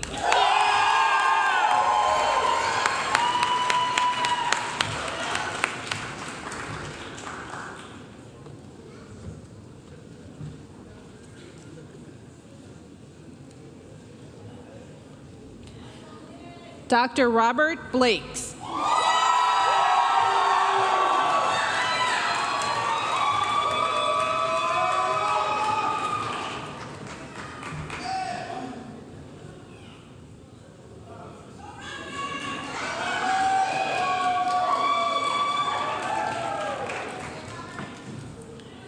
The following students are in the Klein Society and are being hooded by Dr. Ira Schwartz. Dr. Heather Lynn.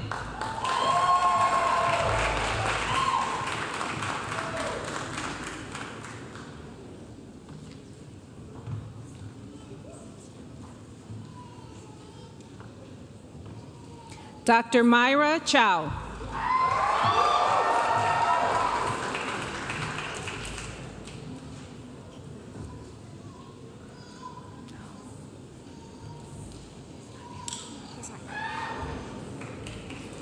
Dr. Jipo Chisango.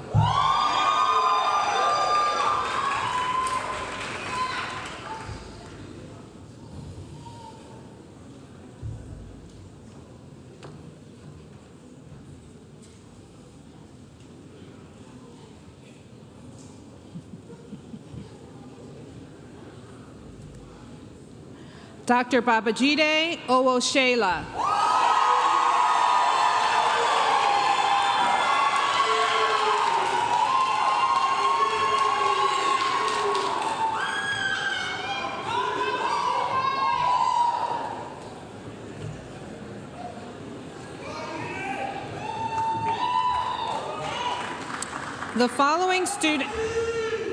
The following students are in the Klein Society and are being hooded by their society leader, Dr. Tracy Batiste. Dr. Anna Fisher.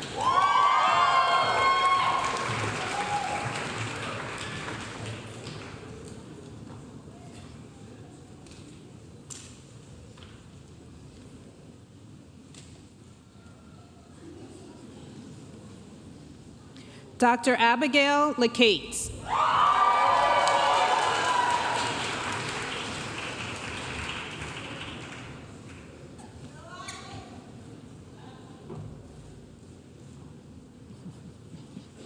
Dr. Sydney Morrow.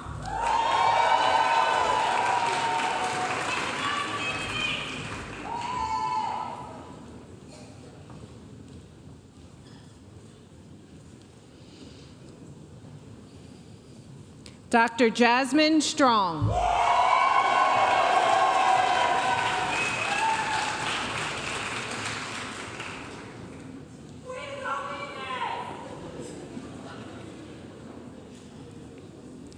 Dr. Samaje Testamark.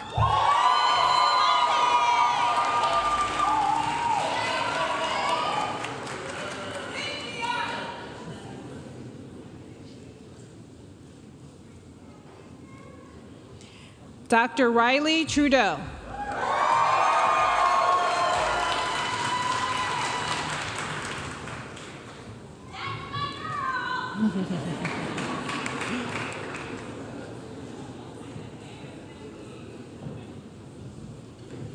Dr. Catherine Yang.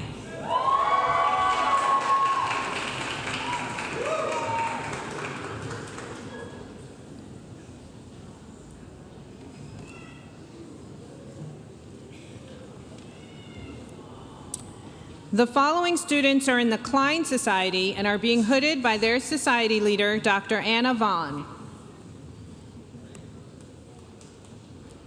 Dr. Kaylin Crawford.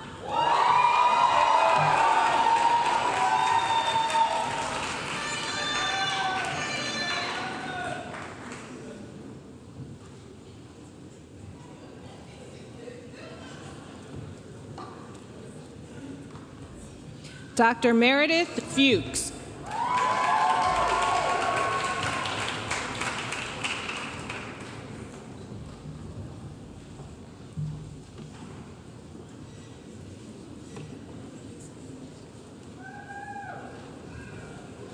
Dr. Sarah Jung.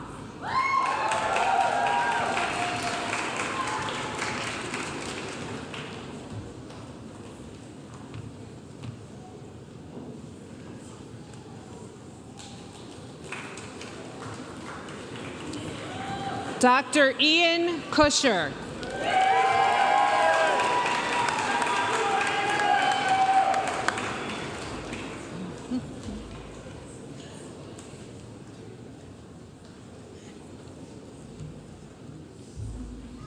Dr. Jordan Prosky.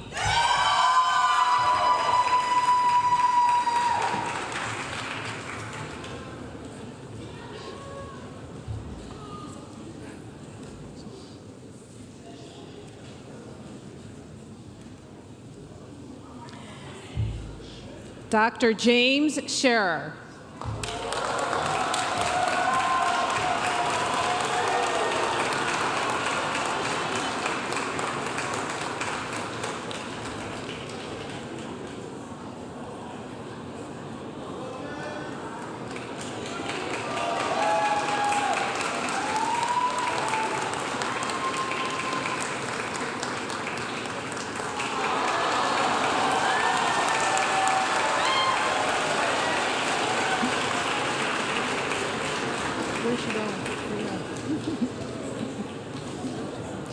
Dr. Julia Schufert.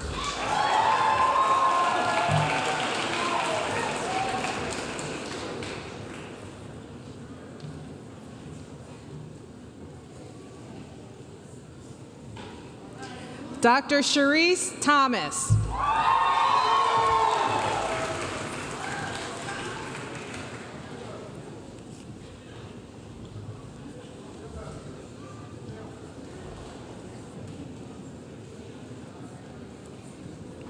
The following students are in the Rodriguez Trias Society and are being hooded by their society leader, Dr. Kalisha Ajala.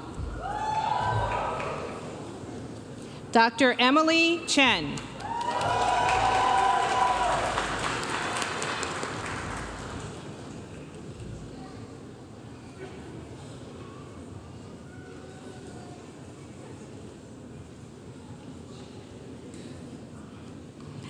Dr. Megan Dahl.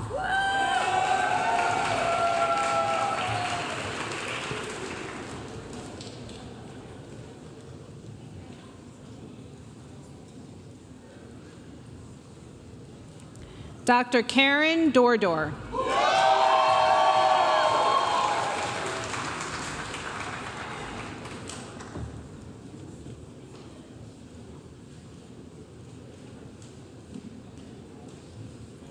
Dr. Louis Shamambo.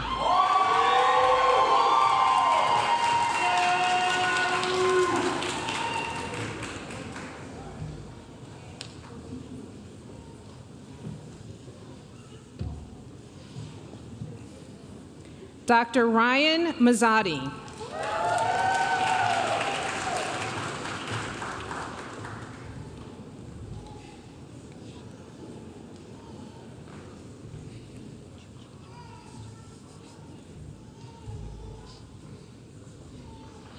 Dr. Kushturi Nair.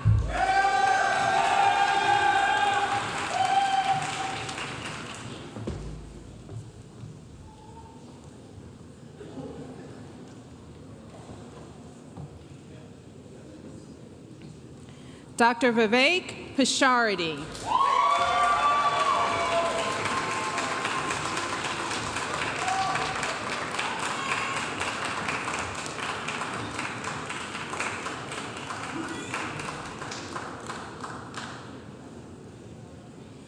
Dr. Bria Ward.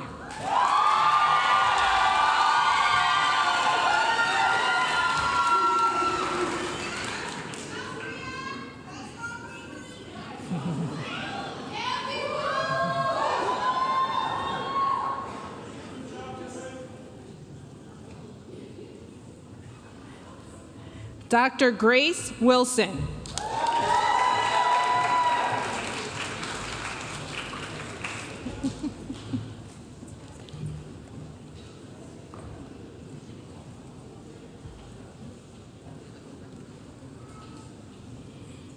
The following students are in the Rodriguez-Trias Society and are being hooded by Dr. Ira Schwartz. Dr. Kellen Merman Bunnell.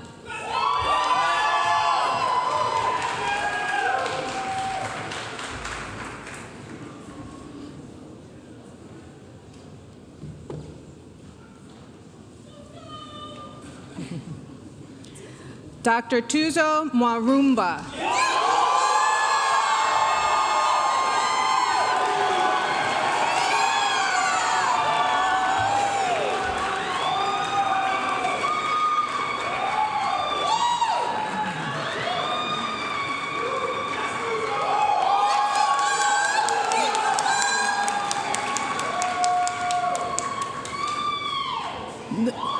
The following students are in the Rodriguez-Trias Society and are being hooded by their society leader, Dr. Lisa Bernstein.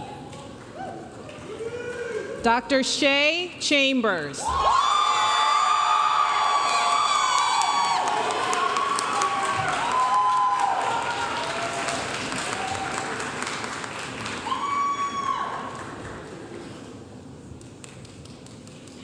Dr. Mope Ninu Jesu Olayenko.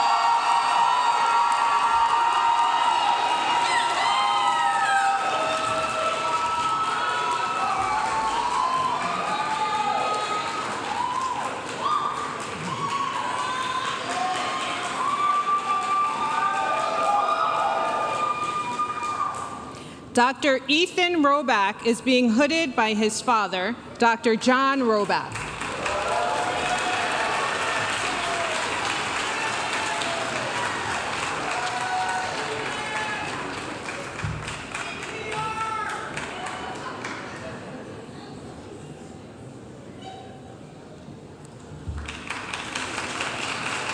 The following students are in the Rodriguez-Trias Society and are being hooded by their society leader, Dr. Daniel Dressler.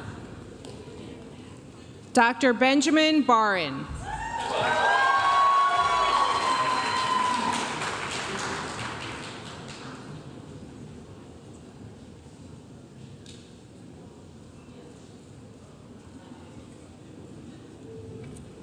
Dr. Avery Brown.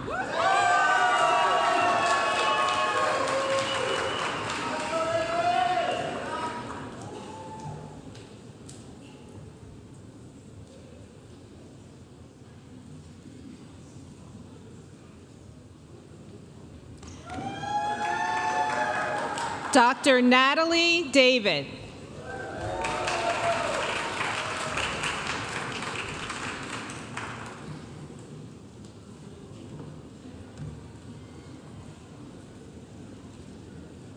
Dr. Brandy Njai.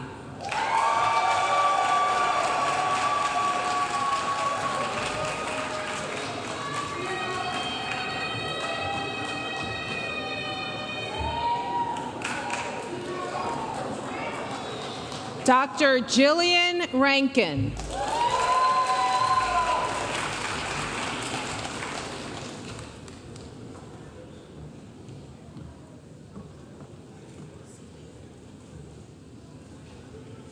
Dr. Philip Sumardi.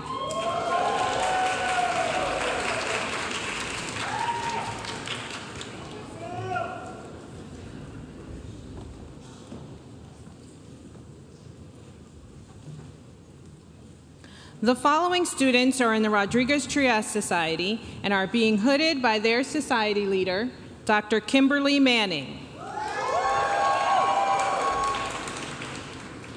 Dr. Shreya Chodashetty.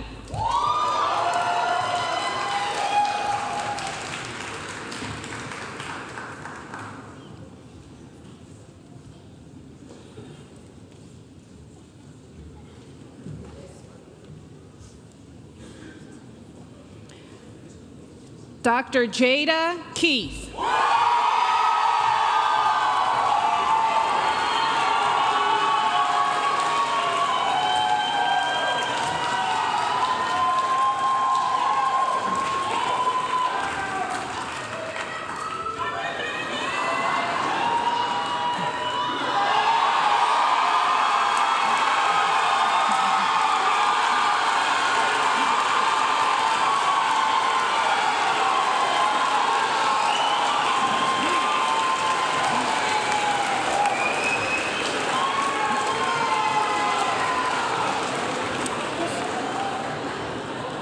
The following students are in the Rodriguez-Trias Society and are being hooded by their society leader, Dr. Anwar Osborne. Dr. Julia Burns.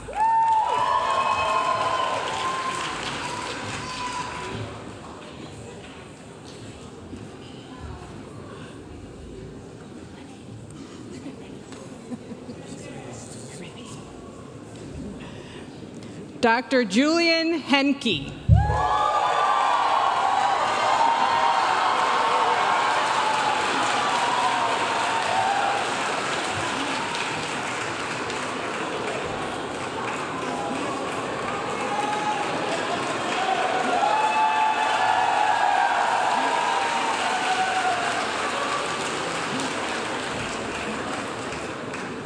Dr. Molly Laveau.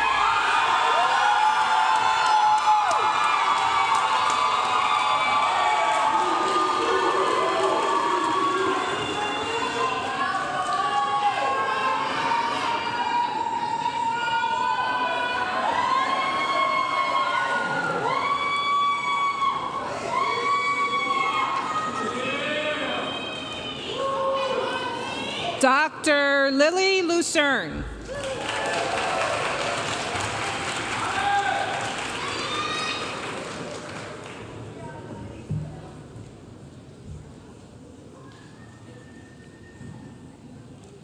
Dr. Brian Medillion.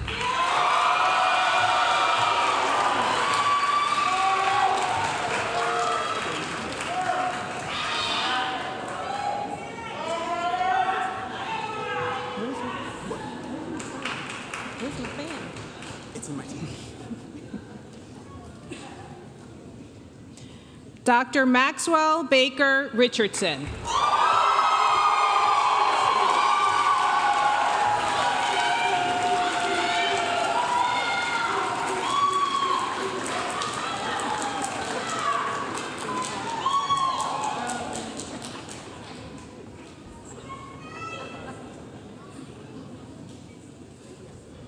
Dr. Nakia Shady.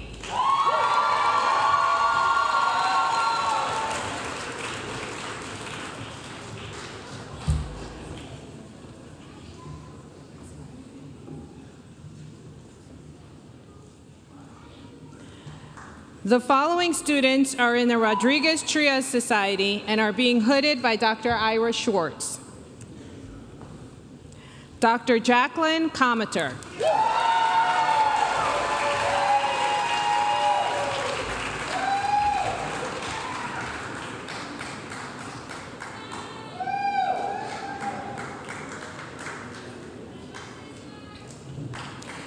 Dr. Lily Dresner.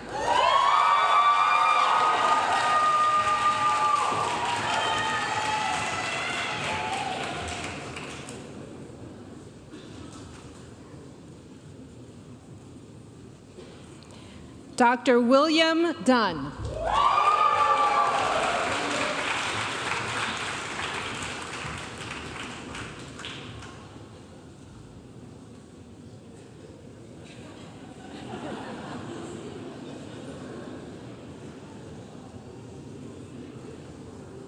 Dr. Julia Gregorian.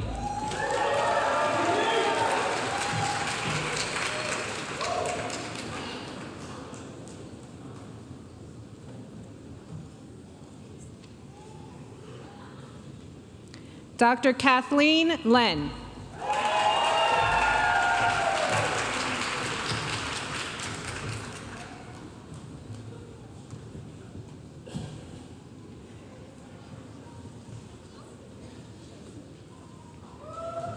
Dr. Miles Morgan.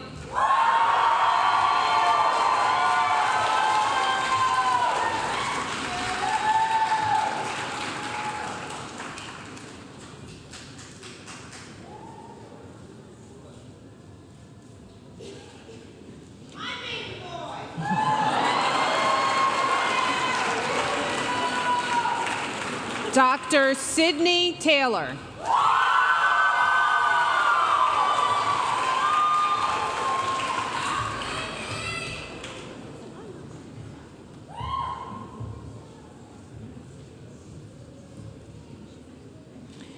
Dr. Sarah Tupont.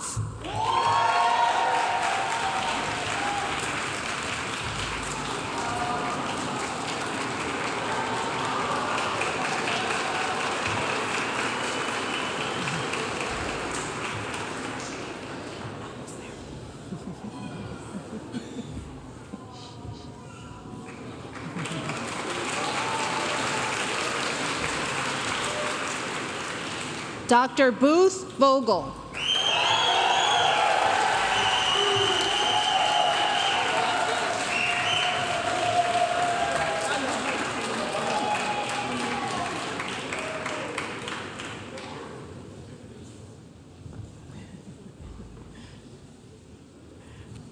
The following student is in the Rodriguez-Trias Society and is being hooded by her society leader, Dr. Brian Wells. Dr. Stephanie Bellman.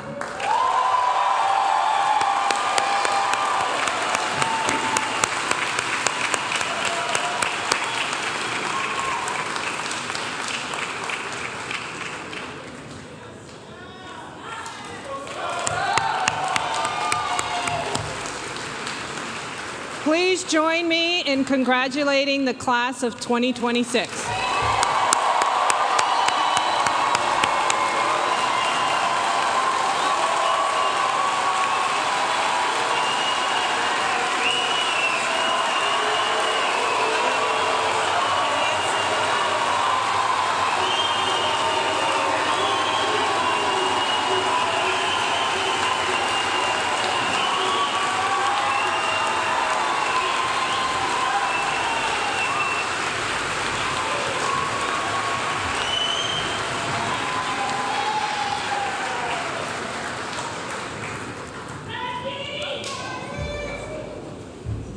That was amazing. Congratulations again. I would now like to introduce to you Dr. Jessie Klein.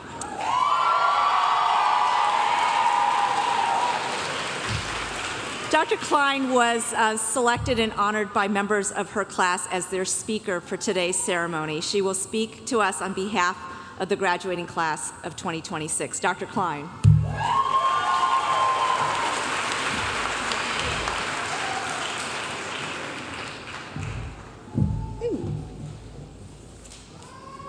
Can you hear me? Can you hear me?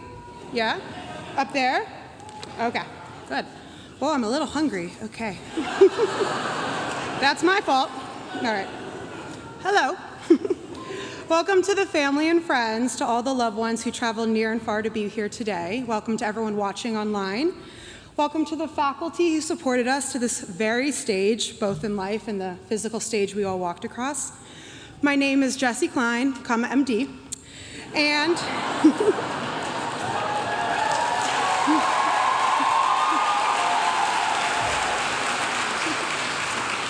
and it has been my utmost joy to represent my very, very impressive peers as class president during your time here at medical school.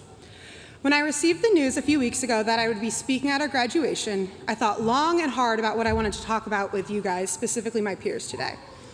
I took some time with my thoughts, utilizing my version of sitting down with a cup of tea at the typewriter. I took a walk at the duck pond and I stared at turtles. Then the thoughts came to me pretty quickly. Of course, you guys, this is a medical school graduation. My speech topic is obvious: what it means to graduate higher education in our field and step into the shoes of being a physician in today's society. I would wax poetry about what becoming a doctor means for us: the constant responsibility, the well-known sacrifice, and the intimacies of holding human life in our hands. But while I was trying to conjure up this imagery, I realized in that moment, I don't yet know what being a doctor really means and everything it entails. I think I felt glimpses throughout medical school, especially on the wards. I got a taste of it in the Grady Trauma Bay, sewing up a patient with multiple gunshot wounds. I think I felt it when discussing a new lymphoma diagnosis with my first patient of third year. I felt something when I delivered a baby. Yet, while we all have these moments of feeling the weight of our degree throughout school, I can't speak to what being a doctor means yet.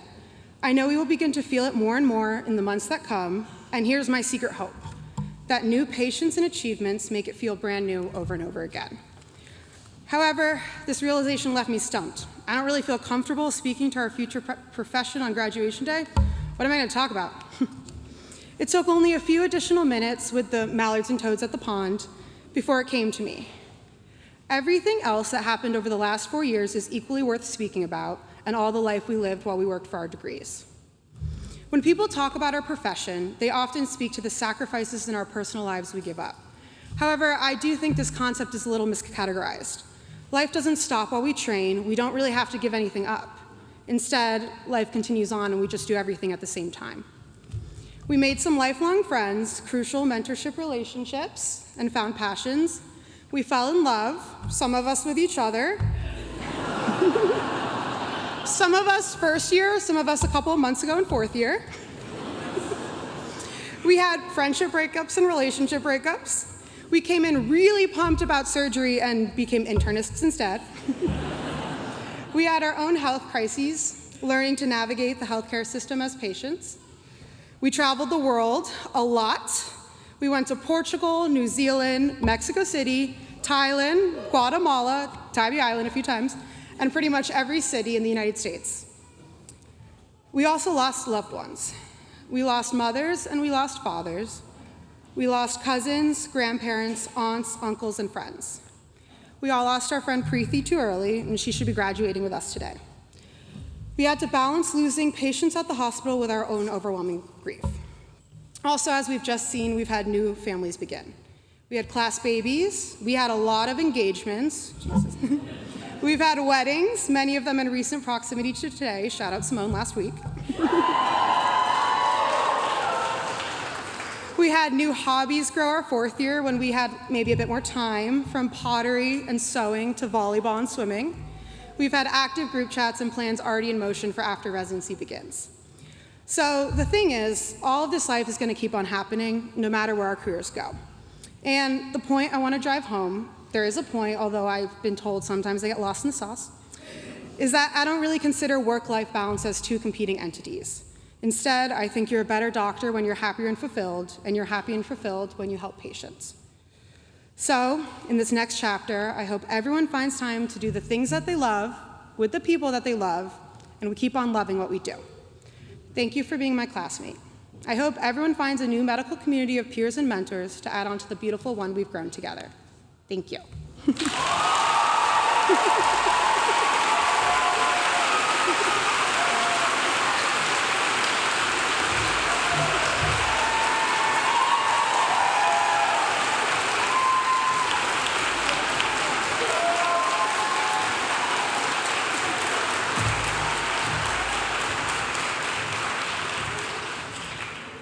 Thank you, Dr. Klein.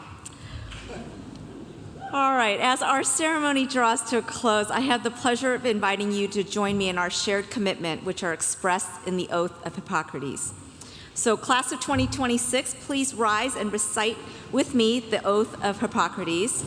I also invite all the physicians in our audience today, including my colleagues on faculty, to stand with our graduating class to renew this oath. The oath is printed in its entirety on the back page of your programs. All right, here we go. As the ancient Greeks swore by their pagan gods, so do I solemnly affirm that as a graduate in medicine at Emory University, according to my ability and judgment, I will keep this oath and stipulation. I will consider dear to me those who have taught me this art and will impart the precepts and instruction of the profession to all those who qualify as students of the art and agree to the standards of the profession. I will follow that system of regimen which, according to my ability and judgment, I consider for the benefit of my patients and abstain from whatever is deleterious and mischievous. Into whatever house I enter, I will go into it for the benefit of the sick and will abstain from every voluntary act of mischief and corruption. Whatever in connection with my professional practice or not in connection with it, I see or hear in the lives of men and women which ought not to be spoken of abroad. I will not divulge, as reckoning that all such should be kept secret. While I continue to keep this vote inviolate, may it be granted to me to enjoy life and the practice of the art, respected by all people in all times. But should I trespass and violate this oath, may the reverse be my lot. Thank you. Please be seated.